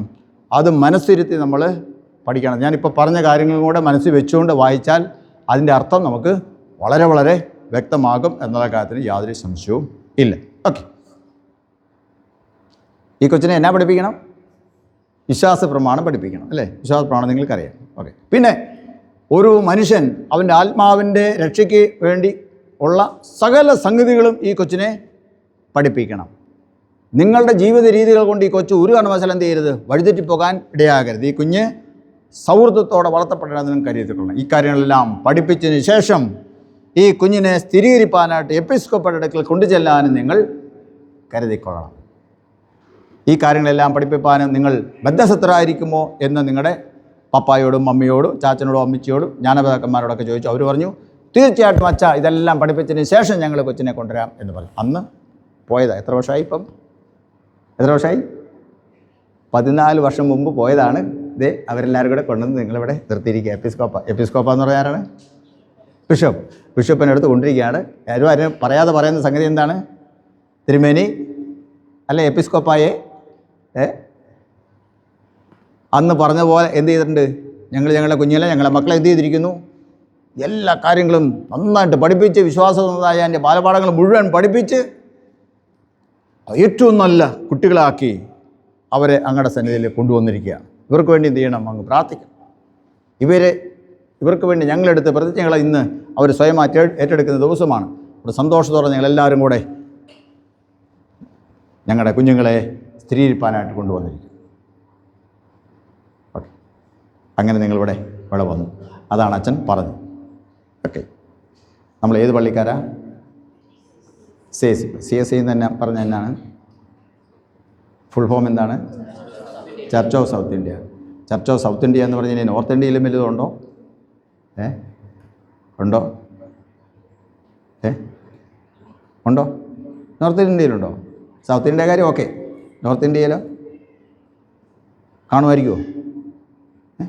കാണുമായിരിക്കും അല്ലേ? നമ്മൾ പ്രാർത്ഥനയിൽ എന്ത് ചെയ്യുന്നുണ്ട്? ലിത്താനി പ്രാർത്ഥനയും ചൊല്ലുന്നുണ്ടല്ലേ? ദക്ഷിണേന്ത്യ സഭയുടെ മോഡറേറ്റർ, പിന്നെ ഉത്തരേന്ത്യ സഭയുടെ മോഡറേറ്റർ, മാർത്തോമ സഭയുടെ മെത്രാപ്പോലിത്ത, നമ്മുടെ ബിഷപ്പ്, ഇത്രയും സഭാ നേതാക്കന്മാർക്ക് വേണ്ടി നമ്മുടെ ലിത്താനി പ്രാർത്ഥിക്കുന്നുണ്ട്. ലിത്താനി പ്രാർത്ഥന ഇല്ലെങ്കിലും അവർക്ക് വേണ്ടി പ്രാർത്ഥിക്കുന്നതാണ് പ്രാർത്ഥനയെക്കുറിച്ചുള്ള നിർദ്ദേശം. ഓക്കെ, രാജ്യത്തിന് വേണ്ടിയുള്ള പ്രാർത്ഥന, പിന്നെ സഭയ്ക്ക് വേണ്ടിയുള്ള പ്രാർത്ഥന, സഭാ നേതാക്കന്മാരുള്ള പ്രാർത്ഥന, ആ പ്രാർത്ഥന വരുന്നതാണ് അത്. അപ്പം ഉത്തരേന്ത്യയിലുണ്ട്. അതെങ്ങനെ അറിയപ്പെടുന്നത്? വടക്കേന്ത്യയിലുള്ള ഇതുപോലൊരു ഐക്യസഭ എങ്ങനെ അറിയപ്പെടുന്നത്? നമ്മുടെ വർഗീസ് അച്ഛനൊക്കെ ഇവിടെ ഇരിക്കുമ്പം നമ്മളെക്കുറിച്ച് വളരെ എന്തു ചെയ്യും? ഈ പിള്ളേർക്കൊന്നും അറിയത്തില്ലെന്ന് പറയും അല്ലേ? വർഗീസ് അച്ഛൻ എവിടെ പ്രവർത്തിക്കുന്നത്? വർഗീസ് അച്ഛൻ എവിടെ പ്രവർത്തിക്കുന്നത്? അറിയാവോ? അറിയത്തില്ല? ഓക്കെ, വർഗീസ് അച്ഛൻ ഇനി അടുത്തൊരു പ്രസംഗം പറയുമ്പോൾ എന്തു ചെയ്യും? നിങ്ങളോട് പറഞ്ഞോളൂ കേട്ടോ. ഓക്കെ, വർഗീസ് അച്ഛൻ നേപ്പാളിലാണ് പ്രവർത്തിക്കുന്നത് പറഞ്ഞിട്ടുണ്ട് അല്ലേ? നേപ്പാൾ വടക്കേ ഇന്ത്യയാണ് അല്ലേ? നമ്മുടെ ഇന്ത്യയല്ല, വടക്കേ ഇന്ത്യ കഴിഞ്ഞുള്ള അടുത്ത നമ്മുടെ അയൽ രാജ്യമാണ്. അപ്പോൾ വടക്കോട്ടുള്ള നമ്മുടെ ഐക്യസഭയാണ് CNI എന്ന് പറയും, church of north India. Church of north India. ഇന്ത്യയിൽ 2 ഐക്യസഭകളാണ് പ്രധാനപ്പെട്ടതുള്ളതൊന്ന്. ഒന്ന് ചർച്ച് ഓഫ് സൗത്ത് ഇന്ത്യയും ചർച്ച് ഓഫ് നോർത്ത് ഇന്ത്യയും. ചർച്ച് ഓഫ് സൗത്ത് ഇന്ത്യ 1947 സ്ഥാപിതമായി. ചർച്ച് ഓഫ് നോർത്ത് ഇന്ത്യ 1970 സ്ഥാപിതമായി. ഓക്കെ, വേറെ പള്ളി സഭക്കാർ വല്ലവരും ഉണ്ടോ? വേറെ സഭക്കാരുണ്ടോ? CSIക്കാർ മാത്രമുള്ളോ നമ്മുടെ ഈ ഭൂമി മലയാളത്തിൽ? വേറെ എന്നാ 2 പള്ളിയുടെ പേര് പറഞ്ഞേ? പള്ളിയുടെ എന്ന് പറഞ്ഞാൽ സഭയുടെ പേര് പറഞ്ഞേ? മാർത്തോമ, യാക്കോബ, ഓർത്തഡോക്സ്, കത്തോലിക്ക, യാക്കോബ, ഇത്രയുള്ളോ? പെന്തക്കോസ്ത് സഭകൾ. ഓക്കെ, ധാരാളം സഭകളെക്കുറിച്ച് നിങ്ങൾക്കറിയാം അല്ലേ? അങ്ങനെയാണെങ്കിൽ ആ സഭകളും ഈ സഭയും തമ്മിലുള്ള വ്യത്യാസം എന്താണ്? CSI സഭയും ഇപ്പം നിങ്ങൾ പറഞ്ഞ മറ്റ് സഭകളും തമ്മിലുള്ള വ്യത്യാസം എന്താണ്? പ്രൊട്ടസ്റ്റന്റ് സഭയാണ് ഇതൊക്കെ.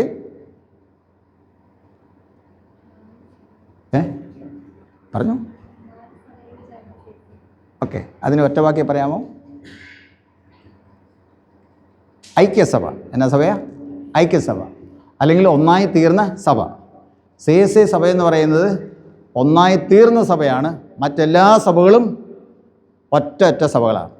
അതാണ് നമുക്ക് എളുപ്പം മനസ്സിലാക്കാനുള്ള ഒരു ആ രീതിയിൽ നമുക്ക് പറയാം. എളുപ്പം മനസ്സിലാക്കാൻ വേണ്ടി CSI എന്ന് പറയുന്നത് ഒന്നായി തീർന്ന സഭയാണ്. ഏതെല്ലാം സഭകൾ ഒന്നായി തീർന്നു എന്ന് നമുക്കറിയാം അല്ലേ?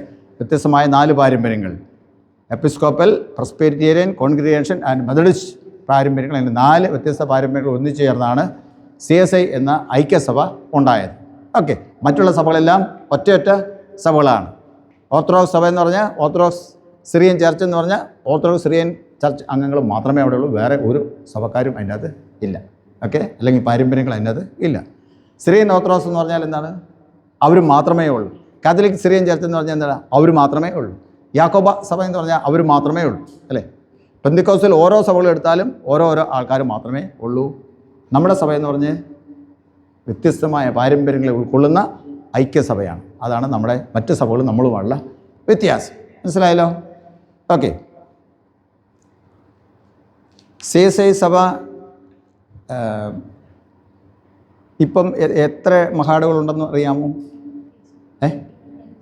എത്രയാ? 26 മഹാഡ എന്നാണ് പറയുന്നത്. ഡയസ്പോറ ഡയസിസ് ഉൾപ്പെടെ 26 മഹാടകൾ ഉണ്ട്. അതിൻ്റെ എല്ലാ മഹാടകളിലും പ്രവർത്തനങ്ങൾ സജീവമായിട്ട് ഡയസ്പോറയുടെ അതിൻ്റെ പ്രവർത്തനങ്ങൾ സജീവമായിട്ട് വരുന്നതേ ഉള്ളൂ. സഭകൾ ഉണ്ട്. ഏതെല്ലാം ആളുകൾ ഇതിൻ്റെ അകത്തുണ്ട്? CSI സഭയിൽ കാണും. ഏതെല്ലാം തരത്തിലുള്ള ആൾക്കാർ കാണും? പാവങ്ങളുണ്ടോ? CSI സഭയിൽ പാവങ്ങളുണ്ടോ? പാവങ്ങളുണ്ട്. മുതലാളിമാരുണ്ടോ? മുതലാളിമാരുണ്ട്. ധനവാന്മാരുണ്ടോ? ഉണ്ട്. ഭൂമിയുള്ളവരുണ്ടോ? ഉണ്ട്. ഭൂമി ഇല്ലാത്തവരുണ്ടോ? ഉണ്ട്. കൂലിപ്പണിക്കാരുണ്ടോ? അവരും ഉണ്ട്. വലിയ ഉദ്യോഗസ്ഥന്മാരുണ്ടോ? ഉണ്ട്. വലിയ മുതലാളിമാരുണ്ടോ? ഉണ്ട്. വലിയ കമ്പനി ഓണർമാരുണ്ടോ? ഉണ്ട്. മലയാളികൾ മാത്രമുള്ളോ? അല്ല. നമ്മുടെ ഈ കുഞ്ഞ് ഈസ്റ്റ് കേരള മാകയിൽ തന്നെ എത്രയുണ്ട്? ഇവിടെ തന്നെ 6 ഭാഷകൾ സംസാരിക്കുന്ന ആൾക്കാരാണ് ഇവിടെയുള്ളത്, അല്ലേ? നമ്മുടെ കൊച്ച് ഈസ്റ്റ് കേരളയിൽ തന്നെ 6 ഭാഷകൾ സംസാരിക്കുന്ന ആൾക്കാർ ഉണ്ട്. 6 8 എന്നാണ് പറയുന്നത്, എങ്കിലും നമുക്ക് 6 കൂട്ടും. മലയാളം, തമിഴ്, കന്നഡ, തെലുങ്ക് എന്ന് വേണ്ട എല്ലാ ഭാഷകളും സംസാരിക്കുന്നവർ ഏത് സഭയിലുണ്ട്? നമ്മുടെ ഈ ഐക്യസഭയിൽ ഉണ്ട്. അപ്പോൾ അതുകൊണ്ട് മറ്റ് സഭകളിൽ നിന്നൊക്കെ വളരെ വളരെ വ്യത്യാസമാണ് നമ്മുടെ സഭ. ഒരു മനുഷ്യന് ചേർന്ന് നിൽക്കാൻ പറ്റിയ ഏറ്റവും ബെസ്റ്റ് സഭ ഏത് സഭയാണ്? CSI എന്ന നമ്മുടെ സഭയാണ്, ഐക്യസഭയാണ് എന്ന് മറന്നു പോകണം. ഓക്കെ. സക്രമന്ത് എത്ര ഉണ്ടെന്ന് നമ്മൾ പഠിപ്പിക്കുന്ന സക്രമന്ത് ഏതെല്ലാം? സ്നാനവും വിശുദ്ധ സംസർഗം അല്ലെങ്കിൽ തിരുവത്താഴ്. ഓക്കെ.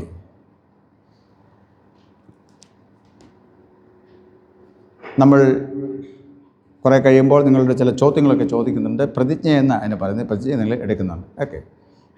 ഇന്ന് ഞാൻ കുറച്ച് മുമ്പ് ഞാൻ ശ്രദ്ധിച്ചു, നിങ്ങൾ വേദോസം എടുത്തപ്പോൾ എല്ലാവർക്കും എന്ത് ചെയ്യത്തില്ല, കൃത്യമായിട്ട് വേദഭാഗങ്ങൾ അല്ലെങ്കിൽ പുസ്തകമൊക്കെ എവിടെയാണെന്ന് എന്ത് ചെയ്തില്ല, അറിയത്തില്ല, അല്ലേ? രാജാക്കന്മാരുടെ പുസ്തകം പറഞ്ഞപ്പോൾ നിങ്ങൾ എവിടെ തപ്പാൻ തുടങ്ങി? ചിലർക്ക് അങ്ങനെ തപ്പുന്നതാണ് എളുപ്പം. ഈ പുറവേശം ഇങ്ങനെ തപ്പിപ്പോകും, അല്ലേ? രാജാക്കന്മാരുടെ പുസ്തകം ഏത് പകുതി വരും? ആദ്യത്തെ പകുതി വരുമോ രണ്ടാമത്തെ പകുതിയിൽ വരുമോ? ആദ്യത്തെ പകുതിയിൽ വരും, അല്ലേ? നടുഭാഗത്ത് ഏത് വരും? സാധാരണ പറഞ്ഞാൽ സങ്കീർത്തനം വരും, അല്ലേ? സങ്കീർത്തനം അപ്പുറം ഇപ്പുറം പറയുന്നത് കുറേ കൂടെ എളുപ്പം, അല്ലേ? ഓക്കെ. അപ്പോൾ നമ്മൾ പുസ്തകത്തിൻ്റെ ക്രമം അനുസരിച്ച് പഠിച്ചാൽ, ആദ്യമായിട്ട് പഠിക്കേണ്ട ഒരു പുസ്തകം കേൾക്കുമ്പം അത് പഴയ നിയമത്തിലാണോ പുതിയ നിയമത്തിലാണോ എന്നുള്ള ഒരു പരിചയം നമുക്ക് ഉണ്ടായിരിക്കണം. ഓക്കെ. അത് ഏതാണ് നമ്മൾ നോക്കുമ്പോൾ മത്തായി ആണെങ്കിൽ മത്തായി സുവിശേഷം പറഞ്ഞാൽ എന്ത് ചെയ്യാം? രണ്ടാമത്തെ പകുതിയിലാണെന്ന് നോക്കാം, അല്ലേ? മത്തായി കഴിഞ്ഞ് ഏതാണ്? മത്തായി മർക്കോസാ, അല്ലേ? മത്തായി, മർക്കോസ്, ലൂക്കോസ്. അപ്പോൾ നമ്മൾ എടുക്കുമ്പോഴേ ലൂക്കോസാ കിട്ടിയെങ്കിൽ എന്ത് ചെയ്യണം? മുമ്പോട്ട് പോകണോ പുറകോട്ട് പോകണോ? പുറകോട്ട് പോകണം. അപ്പോൾ അങ്ങനെയാണ് എന്ത് ചെയ്യുന്നത്? ഇത് പുസ്തകങ്ങൾ എടുക്കുന്നത്. ഇനിയിപ്പോൾ നമുക്കിത് അങ്ങനെ എടുക്കാൻ അറിയത്തില്ലെങ്കിൽ എന്ത് ചെയ്യണം? ഈ പുസ്തകത്തിൽ ഇവിടെ ഒരു അകരാതി കൊടുത്തിട്ടുണ്ട്, അല്ലേ? ഇത് അകരാതി കൊടുത്തിട്ടുണ്ട്. അത് ആദ്യത്തെ പേജിൽ പഴയ നിയമമാണ്, രണ്ടാമത്തെ പേജിൽ പുതിയ നിയമമാണ്. അത് നോക്കുക. അതിൻ്റെ അകത്ത് പേജ് നമ്പറും കൊടുത്തിട്ടുണ്ട്. ടക്കെന്ന് എന്ത് ചെയ്യാം? എടുക്കാം. പുസ്തകക്രമം നമ്മൾ പഠിക്കുക, പുസ്തകം എടുത്ത് നമ്മൾ പരിചയം എടുക്കുക. അത് നമുക്ക് വളരെ അനുഗ്രഹമാണ്. സ്വന്തമായിട്ട് വേദോസമുള്ളവർ ഉപയോഗിക്കുക. സ്വന്തമായിട്ട് വേദോസമുള്ളവർ ഓക്കെ. സ്വന്തമായിട്ട് എല്ലാവർക്കും വേദോസമുണ്ട്. ഓക്കെ. കൈതാത്തി ഇന്ന് പള്ളിയിൽ വരുന്നതിന് മുമ്പ് വേദോസം വായിച്ചിരുന്നു ഉപയോഗിക്കേ. ഇന്ന് പള്ളിയിൽ വരുന്നതിന് മുമ്പ് വേദോസം വായിച്ചു ഉപയോഗിക്കേ. ഓക്കെ. 3 പേര് വായിച്ചിട്ടുണ്ട്. ഓക്കെ. കൈതാത്തി ഇന്ന് പള്ളിയിൽ വരുന്നതിന് മുമ്പ് പ്രാർത്ഥിച്ച് വരുന്ന ഉപയോഗിക്കേ. ഓക്കെ. പള്ളി വരുന്നതിന് മുമ്പ് പ്രാർത്ഥിച്ചത്. ഓക്കെ. ഇന്നലെ വൈകുന്നേരം പെരുന്നാളുണ്ടായിരുന്നല്ലേ, പോട്ടെ, ഇന്നലെ വിട്ടേക്കാം. മിനിഞ്ഞാന്ന് കുടുംബ പ്രാർത്ഥനയിൽ പങ്കെടുത്ത് വരുന്ന കൈവയ്ക്കുക. മിനിഞ്ഞാന്ന് വൈകുന്നേരം വീട്ടിൽ കുടുംബ പ്രാർത്ഥനയിൽ പങ്കെടുത്ത കുട്ടികൾ കൈവയ്ക്കേ. സത്യം മാത്രം പറയാവുള്ളൂ. ഓക്കെ. 2 പേര് പങ്കെടുത്തിട്ടുണ്ട്. ഓക്കെ. കൈതാ. 4-ാം നാൾ കുടുംബ പ്രാർത്ഥനയിൽ പങ്കെടുത്തിരുന്ന കൈവയ്ക്കേ. വൈകുന്നേരത്തെ കുടുംബ പ്രാർത്ഥന ഒരാൾ. അതിന് പുറകോട്ട് പോയി ആരും ഇല്ലെങ്കിൽ അത് ഭയങ്കര മോശമായിരിക്കും. കൊണ്ട് കൈതാ. ഓക്കെ. നമ്മുടെ വീട്ടിൽ കുടുംബ പ്രാർത്ഥന രാവിലെ വൈകുന്നേരം ഉണ്ട്, അല്ലെങ്കിൽ കുറഞ്ഞ പക്ഷം വൈകുന്നേരമെങ്കിലും ഉണ്ട് എന്ന് അറിവുള്ളവർ എത്ര പേരുണ്ട്? ഞങ്ങളുടെ വീട്ടിൽ ഉണ്ട് എന്ന് പറയും. ഓക്കെ. കേതാത് ഈ കുടുംബ പ്രാർത്ഥന എന്ന് പറഞ്ഞാൽ എന്നാ പ്രാർത്ഥനയാ?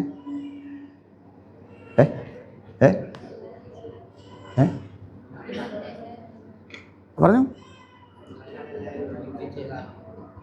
ഓക്കെ. പിള്ളേർ പറയുന്നത് അംഗങ്ങളെല്ലാവരും കൂടെ വീട്ടിൽ ഒരുമിച്ചിരുന്ന് വൈകുന്നേരങ്ങളിൽ പാട്ട് പാടി വേദോസം വായിച്ച് പ്രാർത്ഥിക്കുന്ന കുടുംബ പ്രാർത്ഥന എന്ന് പറയുന്നത്. ഓക്കെ. കുറേ പിള്ളേർക്ക് അറിയാം, കുറേ പിള്ളേർക്ക് അറിയത്തുമില്ല. കുടുംബ പ്രാർത്ഥന എന്ന് പറഞ്ഞാൽ എന്താണെന്ന് അറിയത്തില്ല, അല്ലേ? ആരായിരിക്കും അതിന് ഉത്തരവാദി? കുറേ അധികം പിള്ളേർ ഈ പ്രാർത്ഥനയിൽ പങ്കെടുത്തിട്ടില്ല. ആരായിരിക്കും അതിന് ഉത്തരവാദി?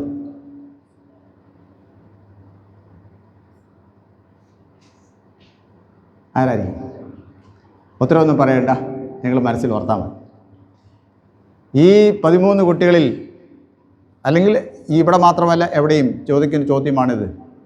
അവിടെയെല്ലാം കിട്ടുന്ന ഉത്തരം എന്ന് പറഞ്ഞാൽ വളരെ വളരെ നെഗറ്റീവായിട്ടുള്ള ഉത്തരങ്ങളാണ്. പല കുട്ടികൾക്കും കുടുംബ പ്രാർത്ഥന എന്ന് പറഞ്ഞാൽ എന്താണെന്ന് പോലും അറിയത്തില്ല. ആരാണ് ഉത്തരവാദി? പ്രിയമക്കളെ, ഇന്നു മുതൽ നിങ്ങൾ എന്ത് ചെയ്യണം? വീട്ടിലെ പ്രാർത്ഥനയ്ക്ക് നിങ്ങൾ അവിടെ പ്രാർത്ഥന ഉണ്ടെങ്കിൽ ഓക്കെ, അതിന് പങ്കെടുക്കണം നിർബന്ധമായിട്ടും. ഇല്ലെങ്കിൽ എന്ത് ചെയ്യണം? നിങ്ങൾ പ്രാർത്ഥനയ്ക്ക് മുൻകൈ എടുക്കണം. സന്ധ്യയാകുമ്പോൾ ഒരു സമയം നോക്കി എന്ത് ചെയ്യണം?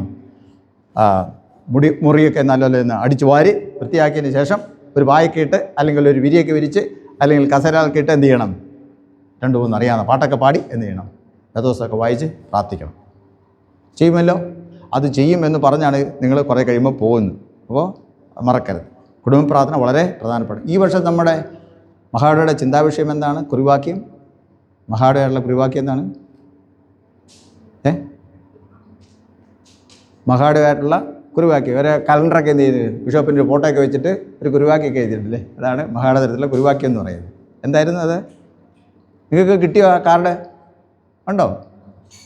ചില പള്ളിയിലൊന്നും കൊടുക്കുന്നില്ല, അവർ സ്വന്തമായിട്ട് എടുക്കുന്ന കാരണം. അതുകൊണ്ട് അങ്ങനെയുള്ള അറിവും അവർക്ക് കിട്ടാറില്ല. മഹാഡ മുഴുവനായിട്ട് ആ വർഷം ചിന്തിക്കുന്ന ചിന്താവിഷയമാണ് കുറിവാക്യം എന്ന് പറയും. എന്താ? കുടുംബമായി മുട്ടുകുത്തുക. കുടുംബമായി ദൈവസന്നിധിയിൽ മുട്ടുകുത്തുക. പൗലോസ് അപ്പോസ്തലൻ പറഞ്ഞൊരു വാക്കാണ്. അതാണ് ഇത്തവണ. എന്തിനായിരിക്കും അതെടുത്തേ? എന്തിനായിരിക്കും 26-ൽ ആ ഒരു വിഷയം എടുത്തേ? 25-ൽ എടുത്തില്ല, 24, 23 എടുത്തില്ല, പിന്നെ 26-ൽ വന്ന് എടുത്ത് എന്താ കാര്യം? എന്തായിരിക്കും?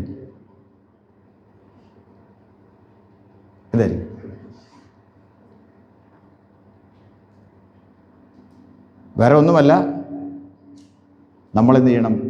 കുടുംബമായിട്ട് ഒരു വീട്ടിലുള്ള എല്ലാവരും സന്ധ്യാസമയങ്ങളിലും രാവിലെയും ദൈവസന്നിധിയിൽ പ്രാർത്ഥിക്കണം. മുട്ടുകുത്തി പ്രാർത്ഥിക്കുക എന്നുള്ളതാണ് അതിൻ്റെ അർത്ഥം. അത് നമ്മുടെ പിതാക്കന്മാർ, മാതാക്കൾ വളരെ കാര്യമായിട്ട് ചെയ്തിരുന്നു. അതുകൊണ്ട് നമ്മളൊക്കെ എന്ത് ചെയ്തു? നമ്മളൊക്കെ, ഞാനിങ്ങനെ ഒടുവിലേക്കൊക്കെ നിൽക്കുന്നു, നിങ്ങളൊക്കെ നല്ല നല്ല ഡ്രസ്സൊക്കെ ഇട്ടിരിക്കുന്നു, അങ്ങനെ പോകുന്നു. അത് ആരുടെ അനുഗ്രഹമാണ്? ദൈവത്തിൻ്റെ അനുഗ്രഹമാണ്. അതെങ്ങനെയാണ് വന്നത്? നമ്മുടെ വല്യപ്പച്ചന്മാരും വല്യപ്പച്ചന്മാരും അവർ മുട്ടയിൽ നിന്ന് പ്രാർത്ഥിച്ചു. ആർക്ക് വേണ്ടി? നിങ്ങൾക്ക് വേണ്ടി പ്രാർത്ഥിച്ചു. അവരുടെ മക്കൾക്ക് വേണ്ടി പ്രാർത്ഥിച്ചു. കണ്ണീരോടെ പ്രാർത്ഥിച്ചു. ദൈവമേ, ഞങ്ങളുടെ മക്കളെ അനുഗ്രഹിക്കണം, അല്ലേ? ഞങ്ങളുടെ തലമുറയെ അനുഗ്രഹിക്കണം. ആ അനുഗ്രഹമെല്ലാം, പ്രാർത്ഥനയെല്ലാം ദൈവം കേട്ട് എന്ത് ചെയ്തു? പള്ളിയിൽ വരുമ്പോൾ അവർക്ക് വേറെ പ്രാർത്ഥിക്കാനായിട്ടൊന്നുമില്ല. എന്നാ പ്രാർത്ഥന? ദൈവമേ, ഞങ്ങളെ മക്കളെയൊക്കെ നല്ല വഴിക്ക് കൊണ്ടിക്കോണേ, അവർക്ക് നന്മ കൊടുക്കണമേ എന്ന് പറഞ്ഞ് പ്രാർത്ഥിച്ച് അവർ മുട്ടയിൽ നിന്ന് നിലവിളിച്ചു പോയി. നമ്മളെല്ലാം എന്തായി തീർന്നു? നമ്മളൊക്കെ വലിയ വലിയ ആൾക്കാരായി തീർന്നു. ഓക്കെ, ഇനി നമ്മുടെ മക്കളോ എങ്ങനെയായിരിക്കണം? നമ്മുടെ മക്കൾ എങ്ങനെയായിരിക്കണം? നമ്മളെ പോകുമ്പോൾ എങ്ങനെ പോയാലും കുഴപ്പമില്ലല്ലേ? എൻ്റെ കാര്യമായല്ലോ. അങ്ങനെ ഒരിക്കലും ചിന്തിക്കരുത്. അനുഗ്രഹം തലമുറയിലൂടെ കൈമാറുന്നത് ദൈവവുമായുള്ള ബന്ധത്തിലാണ്. ഓക്കെ, നിങ്ങൾ ഇനി പ്രാർത്ഥിച്ചാൽ നിങ്ങളുടെ തലമുറ എന്ത് ചെയ്യും? അനുഗ്രഹിക്കപ്പെടും. നമ്മൾ അനുഗ്രഹിക്കപ്പെട്ടിരിക്കുന്നത് നമ്മുടെ മെച്ചം കൊണ്ടല്ല, പിന്നെയോ നമ്മുടെ മാതാപിതാക്കന്മാർ പ്രാർത്ഥിച്ചതുകൊണ്ടാണ്. നമ്മുടെ തലമുറയിൽ അനുഗ്രഹിക്കപ്പെട്ടെങ്കിൽ നമ്മൾ എന്ത് ചെയ്യണം? നമ്മൾ പ്രാർത്ഥിക്കണം. അതാണ് അവിടെയാണ് കുടുംബ പ്രാർത്ഥനയുടെ പ്രത്യേകത എന്ന് മറന്നു പോകരുത്. ഓക്കെ, കൽപ്പന ഇന്നു ആയിട്ട് ബന്ധപ്പെട്ട് ഇത് ഇസ്രായേൽ മക്കൾക്ക് കൊടുത്ത കൽപ്പനയാണ്, അല്ലേ? നമ്മൾ ആരാ? നമ്മൾ ഇസ്രായേൽ മക്കളാണോ? നമ്മൾ ഇസ്രായേൽ മക്കളാണോ? അങ്ങനെ ചോദിച്ചാൽ ചുറ്റി പോകുമല്ലേ? ഇത് ഇസ്രായേൽ മക്കൾക്ക് ദൈവം മോശ മുഖാന്തരം കൊടുത്ത കൽപ്പനയാണ്. നമ്മളൊക്കെ ആരുടെ ആൾക്കാരാ? നമ്മളൊക്കെ ക്രിസ്ത്യാനികളാണ്, അല്ലേ? അപ്പോൾ ക്രിസ്തുവുമായിട്ട് ബന്ധപ്പെട്ടാണ് കിടക്കുന്നത്, അല്ലേ? ഓക്കെ, ക്രിസ്തുവുമായിട്ട് ബന്ധപ്പെട്ടാണ്. അങ്ങനെ ഒരു ചോദ്യം. പഴയ നിയമത്തിൽ ഇസ്രായേൽ മക്കൾ ആരാധിച്ച ആ ദൈവത്തെയാണോ നമ്മൾ ആരാധിക്കുന്നത്? നിങ്ങൾക്ക് എന്ത് തോന്നുന്നു? ശ്രദ്ധിക്കണേ. പഴയ നിയമത്തിൽ ഇസ്രായേൽ മക്കൾ ആരാധിച്ച ആ ദൈവത്തെയാണോ നിങ്ങൾ ആരാധിക്കുന്നത്? അവർക്ക് ആരാധിപ്പാൻ വേണ്ടി അവരെ മിസ്രൈമിൽ നിന്ന് പുറപ്പെടുവിച്ചു. ആരാധിക്കുന്ന രീതികളെക്കുറിച്ച് പറയുന്ന ഭാഗത്താണ് കൽപ്പന കൊടുത്തിരിക്കുന്നത്. ദൈവ ആരാധനയിൽ കൽപ്പനകൾക്ക് വളരെ വളരെ പ്രാധാന്യമുണ്ട് അല്ലേ.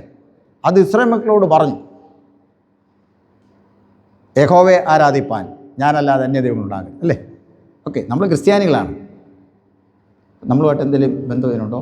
ചോദ്യം ഇതാണ്, പഴയ നിയമത്തിൽ ഇസ്രായേൽ മക്കൾ ആരാധിച്ച ദൈവത്തെയാണോ നമ്മൾ ഇന്ന് ആരാധിക്കുന്നത്? ആണോ? നിങ്ങൾക്ക് എന്ത് തോന്നുന്നു?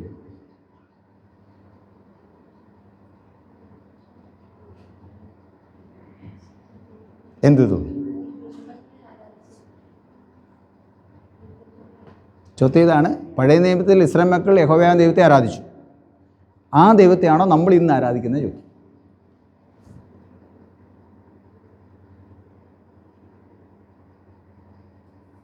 ഓക്കെ, അത് ഇങ്ങോട്ട് ചോദിച്ചാലും എന്ത് ചെയ്ത് പലർക്കും പല ഉത്തരമായിരിക്കും കിട്ടുന്നതല്ല, യാതൊരു തർക്കവും അല്ലേ. അതേ ദൈവത്തെ തന്നെയാണ് നമ്മൾ ആരാധിക്കുന്നത്. പഴയ നിയമത്തിൽ ഇസ്രായേൽ മക്കൾ ആരാധിച്ച അതേ ദൈവത്തെ തന്നെയാണ് ഇന്ന് നമ്മൾ ആരാധിക്കുന്നത്. യേശു ക്രിസ്തുവിലൂടെ മറന്നു പോകരുത്. പഴയ നിയമത്തിൽ ഇസ്രായേൽ മക്കൾ വളരെ ശക്തമായി ആരാധിച്ച, പേടിയോടെ വിറയലോടെ കൽപ്പനകൾ പ്രമാണിച്ച് ആരാധിച്ച അതേ ദൈവത്തെ തന്നെയാണ് ഇന്ന് ഞാനും നിങ്ങളും ആരാധിക്കുന്നത്. യേശു ക്രിസ്തുവിലൂടെ. ആരിലൂടെ? യേശു ക്രിസ്തു മുഖാന്തരം നമ്മൾ ആരാധിക്കും. ആ ദൈവത്തിൻ്റെ ഒരു മാറ്റവും വന്നിട്ടില്ല. അതാണ് നമ്മൾ വിശ്വാസ പ്രമാണം പഠിക്കണം, ചൊല്ലണം എന്ന് ഞാൻ പറഞ്ഞത്. അതുതന്നെയാണ് വിശുദ്ധ വചനം നമുക്ക് ഉറപ്പ് നൽകുന്നത്. മറന്നു പോകരുത്. നിങ്ങൾ അതിനെക്കുറിച്ച് യാതൊരു സംശയവും നിങ്ങളുടെ മനസ്സിൽ ഉണ്ടാകാൻ പാടില്ല. സ്ത്രീയണം കഴിഞ്ഞ് പോകുമ്പോൾ ആരെങ്കിലും ചോദിക്കുകയാണ്, പഴയ നിയമത്തിൽ പറയുന്ന ദൈവം ഇന്ന് നിങ്ങൾ ആരാധിക്കുന്ന ദൈവം ഒന്നാണെന്ന് ചോദിച്ചാൽ നമ്മൾ എന്ത് ചെയ്യും? അയ്യോ, ഞാൻ ഓടിച്ചെന്ന് അച്ഛനോട് ചോദിക്കേണ്ടതെന്ന് പറഞ്ഞാൽ സമയമില്ല അല്ലേ. നിങ്ങൾ സ്ത്രീയണം കഴിഞ്ഞ് പോകുന്ന ആൾക്കാരൊന്ന് കൂട്ടിക്കണം. നിങ്ങൾ വിശ്വാസം നിങ്ങൾ സ്വയം നിങ്ങൾ അറിഞ്ഞാണ് പോകുന്നത് അല്ലേ, പഠിച്ചാണ് പോകുന്നത്. സ്ഥിരീകരിക്കുക എന്ന് പറഞ്ഞാൽ അതിൻ്റെ അർത്ഥം എന്ന് പറഞ്ഞാൽ വളരെ വളരെ വലുതാണ്. ഒന്നും അറിയത്തില്ലാതെ ഇവിടെ വന്നിട്ട് അറിവില്ലായ്മ സ്ഥിരപ്പെടുത്തി പോവുകയല്ല ചെയ്യേണ്ടത്. അറിവോടെ വന്ന് മനസ്സിലാക്കി വന്ന് പഠിച്ച് വന്ന് അത് ഉറപ്പിക്കുകയാണ് ചെയ്യുന്നത്. മനസ്സിലായല്ലോ? അപ്പോൾ വിശ്വാസം എന്താണെന്ന്, നമ്മുടെ വിശ്വാസം എന്താണെന്ന് ആരെങ്കിലും ചോദിച്ചാൽ ധൈര്യമായിട്ട് ഇതാണ് എൻ്റെ വിശ്വാസം എന്ന് പറയാൻ നിങ്ങൾക്ക് സാധിക്കണം. ഇല്ലാതെ എന്ത് ചെയ്യരുത്, ഇല്ലാതെ ആവുമെന്നൊക്കെ പറഞ്ഞ് ഒഴിവാകാൻ നോക്കരുത്. അത് നമുക്ക് പറ്റിയതല്ല, CSAക്കാരന് പറ്റിയതല്ല. അതിനാണ് പറയുന്നത് വിശ്വാസ പ്രമാണം ചൊല്ലി കേൾപ്പിക്കണം, ഇതാ എൻ്റെ വിശ്വാസം എന്ന് പറയണം. അതിനാണ് വിശ്വാസം. നമ്മുടെ വിശ്വാസം എന്താണെന്നുള്ളതിനെ, നമ്മുടെ പ്രത്യാശ എന്താണെന്നതിനെക്കുറിച്ച് വിശ്വാസ പ്രമാണത്തിലൂടെ എന്ത് ചെയ്യുന്നത് സഭ നമ്മളെ പഠിപ്പിച്ചിരിക്കുന്നു. അതുകൊണ്ടാണ് വിശ്വാസ പ്രമാണം നിർബന്ധമായിട്ടും പഠിക്കണമെന്ന് പറയുന്നത്. മറ്റ് ചില സഭകൾ പറയുന്ന പോലെ അത് ചൊല്ലേണ്ട അർത്ഥത്തിലല്ല പറയുന്നത്. വളരെ ബോധപൂർവവും ബുദ്ധിപൂർവവും വളരെ ആലോചിച്ചുമാണ് വിശ്വാസ പ്രമാണം എന്ത് ചെയ്യുന്നത് രേഖപ്പെടുത്തിയിരിക്കുന്നത്. മറന്നു പോകരുത്. അത് നമ്മളെ എന്ത് ചെയ്യും, നമ്മുടെ വിശ്വാസത്തെ വളരെ ചുരുക്കമായിട്ട് പറയാൻ നമുക്ക് സാധിക്കും. ഒരുപക്ഷെ ആൾക്കാർ ചോദിക്കും, നീ ദൈവത്തെ, ഞാൻ പറയും നമ്മൾ ദൈവത്തെ വിശ്വസിക്കുന്നു. അവരും പറയും എന്ത് ചെയ്യുന്നു, ഞങ്ങൾ ദൈവത്തെ വിശ്വസിക്കുന്നു. പിന്നെ നിൻ്റെ വിശ്വാസം എൻ്റെ വിശ്വാസം തമ്മിലുള്ള വ്യത്യാസം ഉണ്ടാകും അല്ലേ, പുറത്തല്ലോ. ഓക്കെ, അതുകൊണ്ട് അങ്ങനെയാണ് CSAക്കാരും ഈ കൽപ്പനകളുമായിട്ട് എന്താ ബന്ധം? CSAക്കാർ കൽപ്പനയായിട്ടും ആരാധനയുമായിട്ട് എന്താ വേണം? CSAക്കാർ കൽപ്പന, ആരാധന, ബന്ധം എന്തായിരിക്കും? ഈ കൽപ്പനയ്ക്ക് എന്തെങ്കിലും സ്ഥാനം ആരാധനയിലുണ്ടോ? ഉണ്ടോ മക്കളെ? ഉണ്ട്. ഇന്ന് ഈ കൽപ്പന സംബന്ധമായിട്ട് എന്തെങ്കിലും പരാമർശം ഉണ്ടായോ? ഞാനിപ്പോൾ പറയുന്നതല്ലാതെ ആരാധനയിൽ എവിടെയെങ്കിലും ഇതുവരെയുള്ള ആരാധന സമയത്ത് എന്തെങ്കിലും പരാമർശം കൽപ്പന സംബന്ധമായിട്ടുണ്ടായോ?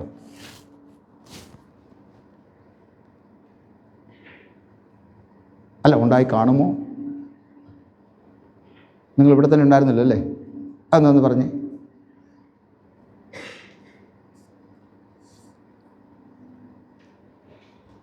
ഓക്കെ, നിങ്ങളോട് ചോദിക്കുന്നില്ല, ചോദിച്ചാൽ നിങ്ങൾ പറഞ്ഞില്ലെങ്കിൽ ഇവർക്ക് അതൊരു പ്രോത്സാഹനമായിരിക്കും. അതുകൊണ്ട് പറയുന്നില്ല. കൊയറുകാരോടും ചോദിക്കുന്നില്ല. ഇത് നമ്മൾ തമ്മിൽ ഇടപാടായതുകൊണ്ട് നമുക്ക് തന്നെ പറയാം. ഓക്കെ, കർത്താവ് കൽപ്പനയെല്ലാം കൂടെ ചുരുക്കി രണ്ടായിട്ട് പറഞ്ഞു അല്ലേ? ഏതായിരുന്നത്?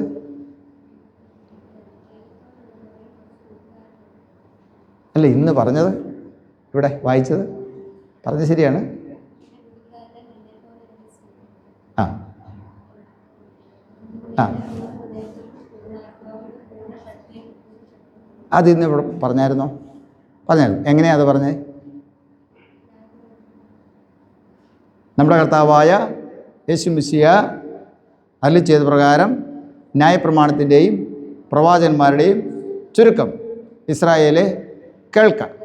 പിന്നെയാണ് പറഞ്ഞത്, നിൻ്റെ ദൈവമായ കർത്താവിനെ നീ പൂർണ്ണ ഹൃദയത്തോടെ, പൂർണ്ണ ആത്മാവോടെ, പൂർണ്ണ മനസ്സോടെ, പൂർണ്ണ ശക്തിയോടെ സ്നേഹിക്കേണ്ടതാവുന്നു. ഇതാവുന്നു ഒന്നാമത്തെ കൽപ്പന. രണ്ടാമത്തേത് അതിനോട് സമം, അതായത് നിൻ്റെ കൂട്ടുകാരനെ നിന്നെപ്പോലെ തന്നെ സ്നേഹിക്കണം. ഈ രണ്ട് കൽപ്പനകളിൽ സകല ന്യായപ്രമാണവും പ്രവാചകന്മാരും അടങ്ങിയിരിക്കും അല്ലേ. അത് കൽപ്പനയുടെ ചുരുക്കമായിട്ടാണ് പറഞ്ഞിരിക്കുന്നത് അല്ലേ. നമ്മൾ ആരാധന പുസ്തകം നോക്കുമ്പോൾ നമ്മൾ പള്ളിയിൽ വരുമ്പോൾ ആരാധന പുസ്തകം കൊണ്ടിരുന്നുണ്ടോ നിങ്ങൾ? ആരാധന പുസ്തകം നമ്മളൊക്കെ ലിറ്റർജി ഉപയോഗിക്കുന്ന ആൾക്കാരാണ്. ലിറ്റർജി എന്ന് പറഞ്ഞാൽ പുസ്തകം പ്രിൻ്റ് ചെയ്ത ആരാധനക്രമം നമുക്കുണ്ട്. അത് നോക്കിയാണ് നമ്മൾ ആരാധിക്കുക അല്ലേ. ആരാധനയ്ക്കൊരു ഐക്യരൂപം ഉണ്ടാകുവാനും അതിനൊരു മാർഗ്ഗദർശകമായിട്ടാണ് എന്ത് ചെയ്യുന്നത്, ലിറ്റർജി നമ്മൾ ഫോളോ ചെയ്യുന്നത്. അപ്പോൾ അതിനെ നോക്കണം. ആരാധിക്കണം, നമ്മുടെ ആരാധന അത് കൃത്യമായിട്ട് നമുക്ക് ഉൾക്കൊണ്ട് പോകണമെങ്കിൽ ആരാധനയെക്കുറിച്ച് നമ്മൾ മനസ്സിലാക്കിയിരിക്കണം. ആരാധനയെക്കുറിച്ച് മനസ്സിലാക്കിയാൽ മാത്രമേ ലിറ്റർജി ഉപയോഗിക്കുന്ന അല്ലെങ്കിൽ നമ്മുടെ CSI ആരാധനകൾ എന്ത് ചെയ്യാൻ പറ്റുള്ളൂ, നമുക്ക് അർത്ഥവത്തായി തോന്നുകയുള്ളൂ എന്ന് മറന്നു പോകരുത്. വെറുതെ ഒന്നും ആരാധനയെക്കുറിച്ച് അറിയില്ലാതെ വന്നാൽ നമുക്ക് എന്ത് ചെയ്യത്തില്ല, ആരാധന നമുക്ക് എന്തായിട്ട് തോന്നത്തില്ല, നമുക്കത് സജീവമായിട്ട് തോന്നത്തില്ല. അതുകൊണ്ടാണ് പുസ്തകം കൊണ്ടുവരണം എന്ന് പറയുന്നത്. അതിൻ്റെതാണ് എല്ലാം പറഞ്ഞിരിക്കുന്നത്. ഓക്കെ, അത് പറഞ്ഞിട്ടുണ്ട്. അത് അപ്പോൾ കൽപ്പന മുഴുവനായിട്ട് അതിന് തൊട്ട് പുറകിൽ പറഞ്ഞിട്ടുണ്ട്. അത് ചുരുക്കി പറഞ്ഞിരിക്കുന്നതാണ് ഇത്. രണ്ടും നമ്മൾ എന്ത് ചെയ്യും, വായിക്കാറുണ്ട്. മുഴുവനും വായിക്കാറുണ്ട്, അല്ലെങ്കിൽ ചുരുക്കം വായിക്കാറുണ്ട്. ഇന്ന് നമ്മൾ ചുരുക്കമാണ് വായിച്ചത്. ചുരുക്കം വായിച്ചപ്പോൾ കർത്താവ് തന്നെ പറഞ്ഞതാണ്, ആ കൽപ്പനകൾ മുഴുവനും സംക്ഷേപിച്ച് കർത്താവ് പറഞ്ഞു ഇതാണ് ചുരുക്കം. ഇതിൻ്റെ അകത്ത് എന്ത് ചെയ്തിട്ടുണ്ട്, സകല ന്യായപ്രമാണം അടങ്ങിയിട്ടുണ്ടല്ലേ. ന്യായപ്രമാണം ഏതാ? ന്യായപ്രമാണം ഏതാ? ഉൽപ്പത്തി, പുറപ്പാട്, ലേവ്യ, സംഖ്യ. ഒരു കൊച്ചു മാത്രമേ പറയുന്നുള്ളേ. പിടിക്കുകയാണേ കേക്ക്. നിങ്ങളാരും അറിയത്തില്ലാഞ്ഞിട്ടാണോ എന്ന് അറിയത്തില്ല, അറിയാവുന്നതായിട്ടാണ് മിണ്ടാതിരിക്കുന്നത്. കൊച്ചു പറയുന്നുണ്ടല്ലോ, പറയട്ടെ എന്ന് വിചാരിച്ചാണെന്ന് ഞാനങ്ങ് കരുതുകയാണ്. ഓക്കെ, സകല ന്യായപ്രമാണം. ന്യായപ്രമാണം ഏതാ മക്കളെ? ഉൽപ്പത്തി, പുറപ്പാട്, ലേവ്യ, സംഖ്യ, ആവർത്തനം. ഓക്കെ, പ്രവാചകന്മാർ, രണ്ട് പ്രവാചകന്മാരുടെ പേര് പറഞ്ഞ്, ആൺകുട്ടികൾ പറഞ്ഞ് രണ്ട് പ്രവാചകന്മാരുടെ പേര് പറഞ്ഞു. യെശയ്യാവ് പറഞ്ഞു,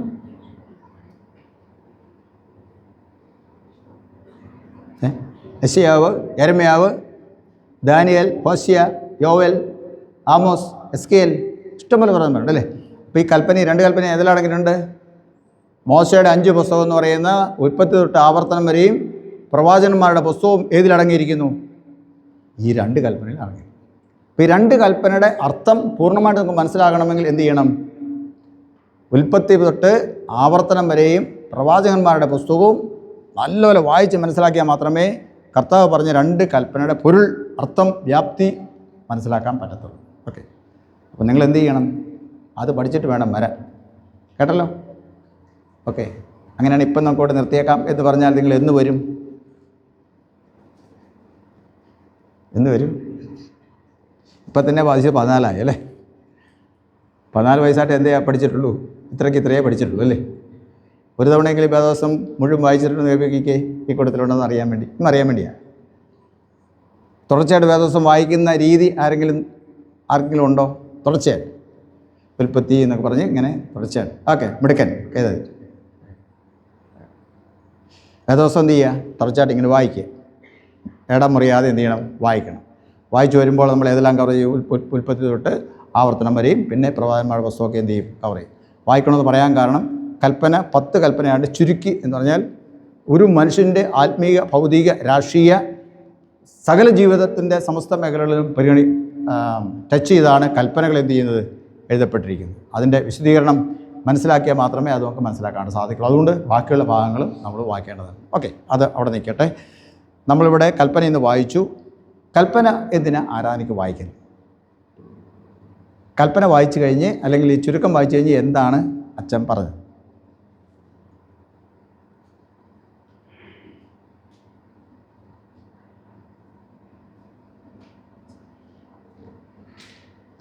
ഓക്കെ, സമയം കൂടുതൽ പോകുന്നത് കൊണ്ട് ഞാൻ തന്നെ പറയാം.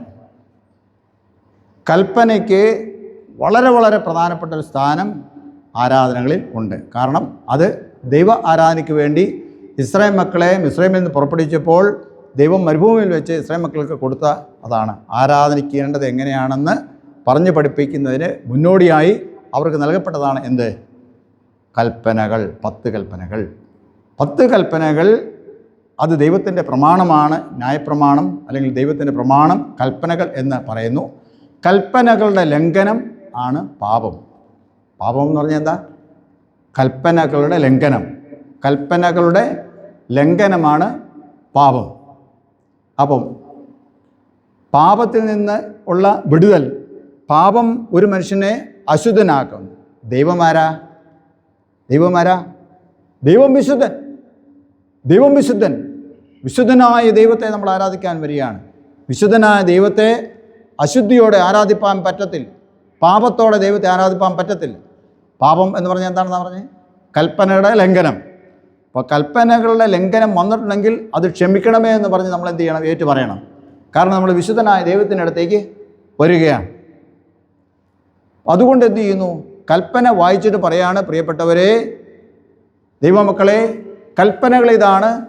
ഇതിലേതെങ്കിലും നിങ്ങൾ തെറ്റിച്ചിട്ടുണ്ടെങ്കിൽ എന്ത് ചെയ്യണം? ഇപ്പോൾ ഏറ്റു പറയണം എന്നാണ് ഇവിടെ ഈ കൽപ്പന വായിക്കുന്നതിൻ്റെ, ചുരുക്കം വായിക്കുന്നതിൻ്റെ അർത്ഥം. അത് കഴിഞ്ഞ ഉടനെ പാപം ഏറ്റുപറച്ചിൽ പ്രാർത്ഥനയാണ്, അല്ലേ? പാപം ഏറ്റുപറച്ചിൽ പ്രാർത്ഥനയാണ്. സാധാരണ ഇതിലെന്തൊരു മറ്റ് ചില സഭകളിൽ എന്ത് ചെയ്യുന്നു? കുമ്പസാരം എന്നൊക്കെ പറയുന്നത്, അല്ലേ? നമുക്കും എന്തുണ്ട്? കുമ്പസാരം ഉണ്ടായെങ്കിൽ പാപം ഏറ്റുപറച്ചിലുണ്ട്, അല്ലേ? ഓക്കെ. ഇന്ന് നമ്മളാരെങ്കിലും പാപം ഏറ്റു പറഞ്ഞു? ആ പ്രാർത്ഥന കൽപ്പന വായിച്ചു കഴിഞ്ഞ്, ചുരുക്കം വായിച്ചു കഴിഞ്ഞ് പാപം ഏറ്റു പറഞ്ഞവർക്ക് കൈവെക്കാം. എല്ലാവർക്കും ഒരു ജനറൽ ചോദ്യമാണ്, ഡിക്ലെയർഡല്ല. ഓക്കെ. ഇന്ന് പാപം ഏറ്റു പറഞ്ഞവർക്ക് കൈവെക്കാം. കൽപ്പന വായിച്ച ഉടനെ പറയുകയാണ് പാപം ഏറ്റു പറയാൻ പറയും. ആണ് കൈതാത്തി. പാപം ഏറ്റു പറഞ്ഞവർ ആരാണ്? പാപമില്ലാത്തവരാണ്. പാപമില്ലാത്തവരാരാണ്? വിശുദ്ധരാണ്. ഞാൻ പറയുന്നത് നിങ്ങളുടെ ഒപ്പം നിന്നാലേ അത് കിട്ടത്തുള്ളൂ. നമ്മൾ ഇവിടെ വന്നു, ഇവിടെ നമ്മൾ ആരാധനയ്ക്കാണ്ട് ദൈവത്തെ വന്നു. അതിൻ്റെ ഏറ്റവും പ്രധാനപ്പെട്ട സംഗതിയാണ് ആരെ നമ്മൾ ആരാധിക്കുന്നത്? വിശുദ്ധനായ ദൈവത്തെ. വിശുദ്ധനായ ദൈവത്തെ ആരാധിക്കാനുള്ള യോഗ്യത എന്താണ്? വിശുദ്ധി മാത്രം. നമ്മൾ ലോകത്തിറങ്ങിപ്പോയി പ്രവർത്തിച്ചെല്ലാം വന്നപ്പോൾ എന്തായി? നമ്മൾ ഒരുപക്ഷെ നമുക്ക് എന്ത് ചെയ്തിരിക്കാം? അശുദ്ധി സംഭവിച്ചിരിക്കാം, കൽപ്പന ലംഘനം വന്നിരിക്കാം. അതുകൊണ്ട് ആരാധിക്കാൻ വരുമ്പോൾ ആരാധകൻ എന്ന് പറയുന്നു, അല്ലയോ സഭാമക്കളെ, ദൈവവിശ്വാസികളെ, ഇത് കേൾപ്പീൻ, കൽപ്പനകൾ ഇതാണ്. ഇത് ഏതെങ്കിലും നിങ്ങൾ ലംഘിച്ചിട്ടുണ്ടെങ്കിൽ എന്ത് ചെയ്യോ? ഏറ്റു പറയാനുള്ള സമയമാണ്. എല്ലാവരും എന്ത് ചെയ്തു? പാവേറ്റു പറയാൻ എല്ലാവരും മുട്ടുകുത്തി പ്രാർത്ഥിച്ചു. ഉടനെ ഇന്നാണെങ്കിൽ ഇന്ന് ബിഷപ്പ് എന്ത് ചെയ്തു? ഒരു പാപമോചന അറിയിപ്പ് എന്ത് ചെയ്ത് കൊടുത്തു? മനഃപൂർവ്വമായി പാപം ഏറ്റു പറയുന്നവർക്കെല്ലാം എന്ത് ചെയ്യും? ദൈവം പാപക്ഷമ നൽകും എന്നുള്ള പാപമോചന അറിയിപ്പ് എന്നാണ് അതിനകത്ത് പറഞ്ഞത്. അത് കൊടുത്തു. പാപം ഏറ്റു പറഞ്ഞവർക്കാണ്. അതിനുശേഷമാണ് വിശുദ്ധ സംസർഗ ശുശ്രൂഷയിലേക്ക് വരുന്നത്, അല്ലേ? അതിനകത്ത് ആരാധനാപുസ്തകത്തിൽ ഒരു വാക്ക് എഴുതിയിട്ടുണ്ട്. വിശുദ്ധ വസ്തുക്കൾ ആർക്കാണ്? വിശുദ്ധ വസ്തുക്കൾ ആർക്കാണ്? വിശുദ്ധ വസ്തുക്കൾ ആർക്കാണ്? വിശുദ്ധ വസ്തുക്കൾ വിശുദ്ധർക്ക്. ആരാ വിശുദ്ധര്? പാപം ഏറ്റു പറഞ്ഞ് പ്രാർത്ഥിച്ചവർ. ഓക്കെ. ഇന്നപ്പോൾ എനിക്ക് തോന്നുന്നു ഇന്ന് ആ അപ്പവും മീഞ്ഞെല്ലാം ഒത്തിരി മിച്ചം വരുമെന്ന് എനിക്ക് തോന്നുന്നു. ആകെ കൈവെള്ളയാണ് ആൾക്കാർ മാത്രമേ എന്ത് പാപം ഏറ്റു പറഞ്ഞ് പ്രാർത്ഥിച്ചിട്ടുണ്ട്.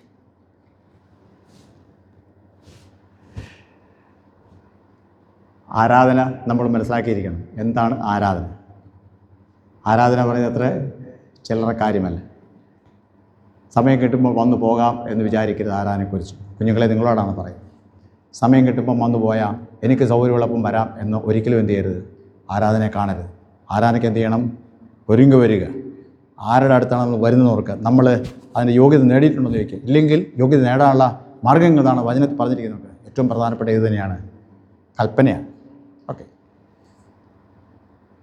കൽപ്പന അതിൻ്റെ വിശദീകരണം നമ്മൾ വായിക്കുമ്പോൾ അത് നമ്മുടെ സമസ്ത മേഖലയുമായിട്ട് ബന്ധപ്പെട്ടാണ് കിടക്കുന്നത് കാണാൻ സാധിക്കും. അപ്പോൾ കൽപ്പനയുടെ അതിൻ്റെ പ്രാക്ടിക്കൽ സൈഡ്, കൽപ്പന എന്ന് പറയുന്നൊരു പ്രിൻസിപ്പിളാണെങ്കിൽ പ്രാക്ടിക്കൽ സൈഡ് എവിടെയാണ്? പ്രാക്ടിക്കൽ എവിടെയാണ്? അല്ല, നിങ്ങളത് പറഞ്ഞ് എവിടെയായിരിക്കും? കൽപ്പനകൾ അത് പ്രിൻസിപ്പിളാണ് പള്ളിക്കുള്ളിൽ എന്ന് വിചാരിച്ചു. അപ്പോൾ അതിൻ്റെ പ്രാക്ടിക്കൽ എവിടെയാണ്? പള്ളിക്ക് പുറത്ത്. പള്ളിക്ക് പുറത്താണ് പ്രാക്ടിക്കൽ, അല്ലേ? വീട്ടിൽ, സ്കൂളിൽ, നമ്മുടെ ജോലി സ്ഥലത്ത്, യാത്ര ചെയ്യുമ്പോൾ, കൃഷിയിടങ്ങളിൽ, പണിമേഖലകളിൽ, ദേവാലയത്തിന് പുറത്തുള്ള സമയങ്ങളിൽ. അതിനെക്കുറിച്ച് വചനം പറയുന്നത് നിങ്ങൾ എല്ലാ സമയത്തും ഈ കൽപ്പന നിങ്ങളുടെ ഉള്ളിലുണ്ടായിരിക്കണം എന്നാണ് പറഞ്ഞത്. കൽപ്പന എന്ത് ചെയ്യണം? ഉള്ളിൽ ഉണ്ടായിരിക്കണം എന്ന് പറഞ്ഞു. കൽപ്പന ഉള്ളിൽ ഉണ്ടായിരിക്കണമെന്ന് പറയാൻ കാരണം എന്താ? കൽപ്പനയ്ക്ക് വിരുദ്ധമുള്ള കാര്യങ്ങൾ സംഭവിക്കാം. അപ്പോൾ എന്ത് ചെയ്യണം? അത് ഓർമ്മ വരണം.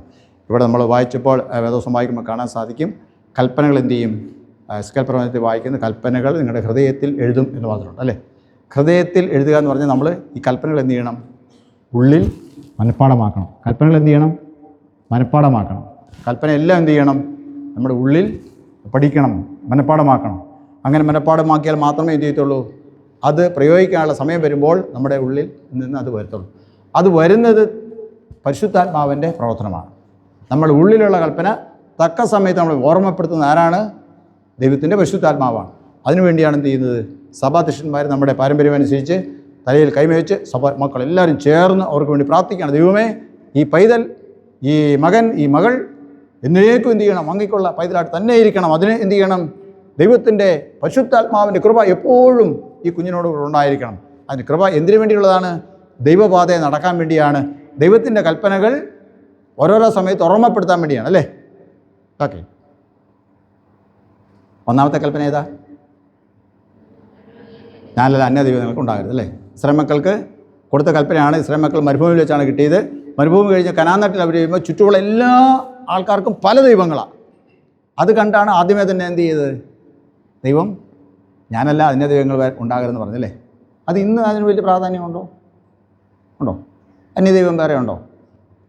നമ്മുടെ സർവശക്തനായ ദൈവം അല്ലാതെ യേശു ക്രിസ്തു ആണ് ദൈവമല്ലേ, കർത്താവല്ലേ, വേറെ വലിയ ദൈവങ്ങളോ കർത്താക്കന്മാരോ ഉണ്ടോ? ഉണ്ടോ? ഇല്ലേ? ഇല്ലേ? ഇഷ്ടംപോലെ ദൈവങ്ങളാണ്. നിങ്ങൾ നോക്കാഞ്ഞില്ല, നിങ്ങൾ മനസ്സിലാക്കാൻ ചെയ്യണ്ട. നമ്മൾ ആരാധിക്കുന്ന ദൈവം അല്ലാതെ ആരാധിക്കുന്ന ധാരാളം ദൈവങ്ങളുണ്ട് ഇവിടെ ചുറ്റുപാട്. ഓർത്തോണം, ആര് മാത്രമേ ആരാധിക്കുകയുള്ളൂ? ഈ ദൈവത്തെ, പിതാവായ ദൈവത്തെ മാത്രമേ ആരാധിക്കാവൂ അല്ലേ? ഓക്കെ. വിഗ്രഹം ഉണ്ടാക്കരുതെന്ന് പറഞ്ഞല്ലേ? അവർക്ക് തന്നെ അറിയാം, വിഗ്രഹങ്ങളെക്കുറിച്ച് അറിയാം. അവർ പോയി താമസിക്കാൻ പോകുന്ന സ്ഥലത്തും ധാരാളം വിഗ്രഹങ്ങളെ ആരാധിക്കുന്ന ആൾക്കാരാണ്. ഇന്നതിനെന്തെങ്കിലും പ്രാധാന്യമുണ്ടോ? ഉണ്ടോ? ഇന്ന് വിഗ്രഹങ്ങളുണ്ടോ? ഉണ്ട്. നമ്മൾ ചുറ്റുപാട് നോക്കി ധാരാളം വിഗ്രഹങ്ങളെ കാണാൻ സാധിക്കും അല്ലേ? വിഗ്രഹങ്ങളെ ആരാധിക്കുന്ന ആൾക്കാരെ കാണാൻ സാധിക്കും. അതിന് പൂജ ചെയ്യുന്നവരെ കാണാൻ സാധിക്കും. നേർച്ചയിടുന്നവരെ കാണാൻ സാധിക്കും അല്ലേ? അപ്പോൾ അങ്ങനെയാണെങ്കിൽ ഈ കൽപ്പന ആർക്കും കൂടെ ഉള്ളതാ? നമുക്കും കൂടെ ഉള്ളത്. അതിനെ ആരാധിക്കരുതാണ്. വിഗ്രഹങ്ങളെ ആരാധിക്കുക, അതിനെ ഉണ്ടാക്കരുത്, നമസ്കരിക്കരുത്, കുമ്പിടരുത്. അതിന് നേർച്ച ഒന്നും എന്ത് ചെയ്യരുത്? ഇടരുത്. നേർച്ച ആർക്കിടാം? യഹോവയ്ക്ക് നേരുകയും നിവർത്തിക്കുകയും ചെയ്യുകയും. നേർച്ച ആർക്കാ? യഹോവയ്ക്കാണ്, ദൈവത്തിനാണ് നേർച്ച.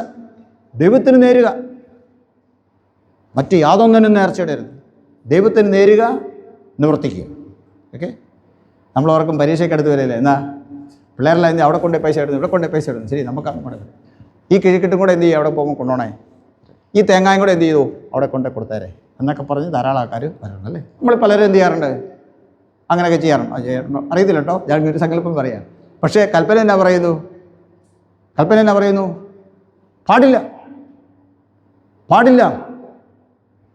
അന്നും അത് പറഞ്ഞെങ്കിൽ ഇന്നും അത് പ്രാധാന്യം അറിയും.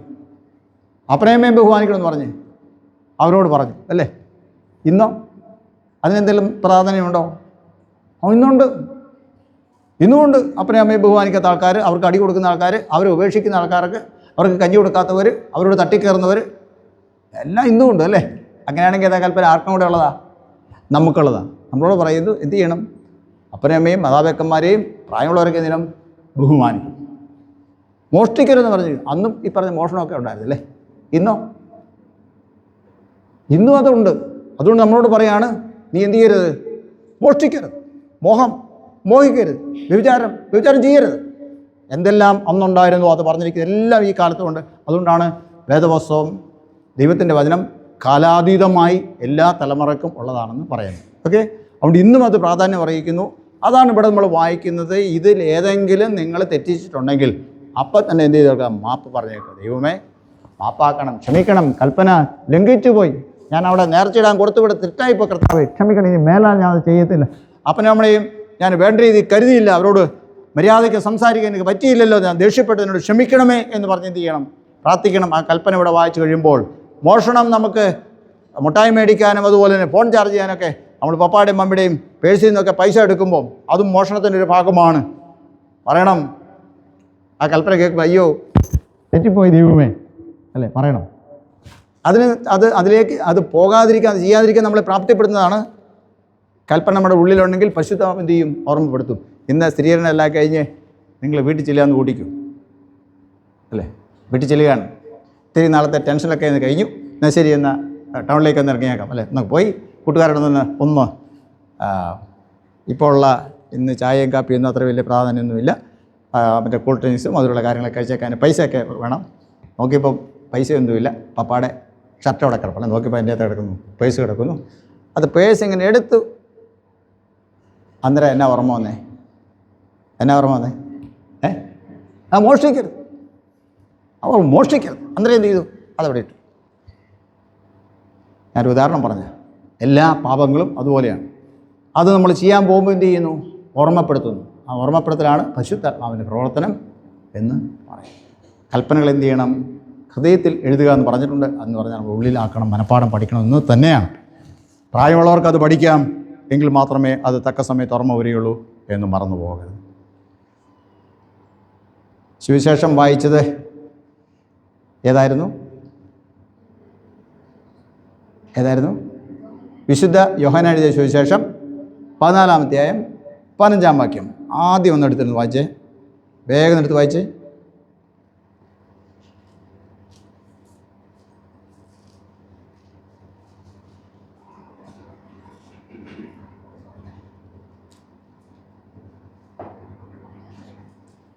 വായിച്ചു. മതി. നിങ്ങൾ എന്നെ സ്നേഹിക്കുന്നുവെങ്കിൽ എൻ്റെ കൽപ്പനകളെ കാത്തുകൊള്ളും.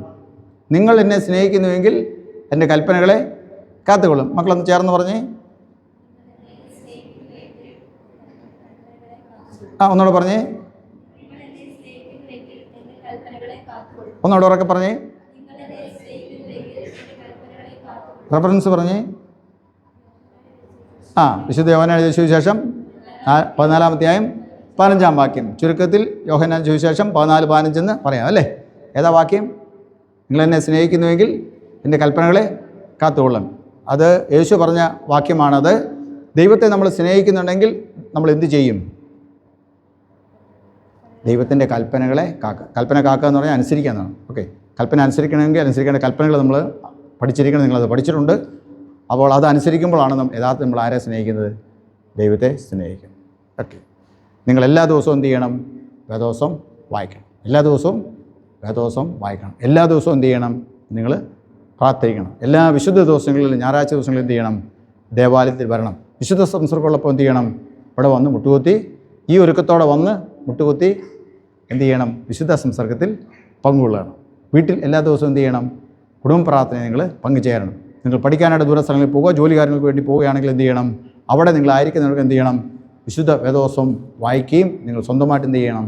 പ്രാർത്ഥിക്കുകയും ചെയ്യണം. അവിടെ സമീപത്ത് നമ്മുടെ ആരാധന ഉണ്ടെങ്കിൽ, CSI ആരാധന ഉണ്ടെങ്കിൽ എന്ത് ചെയ്യണം? അവിടെ പോയി ആരാധിക്കണം. ഇല്ലെങ്കിൽ നമ്മുടെ ആരാധന സമാനമായിട്ടുള്ള ആരാധന ഉണ്ടെങ്കിൽ ആ പള്ളിയിൽ പോയി എന്ത് ചെയ്യണം? അവിടെ ദൈവത്തെ ആരാധിക്കണം.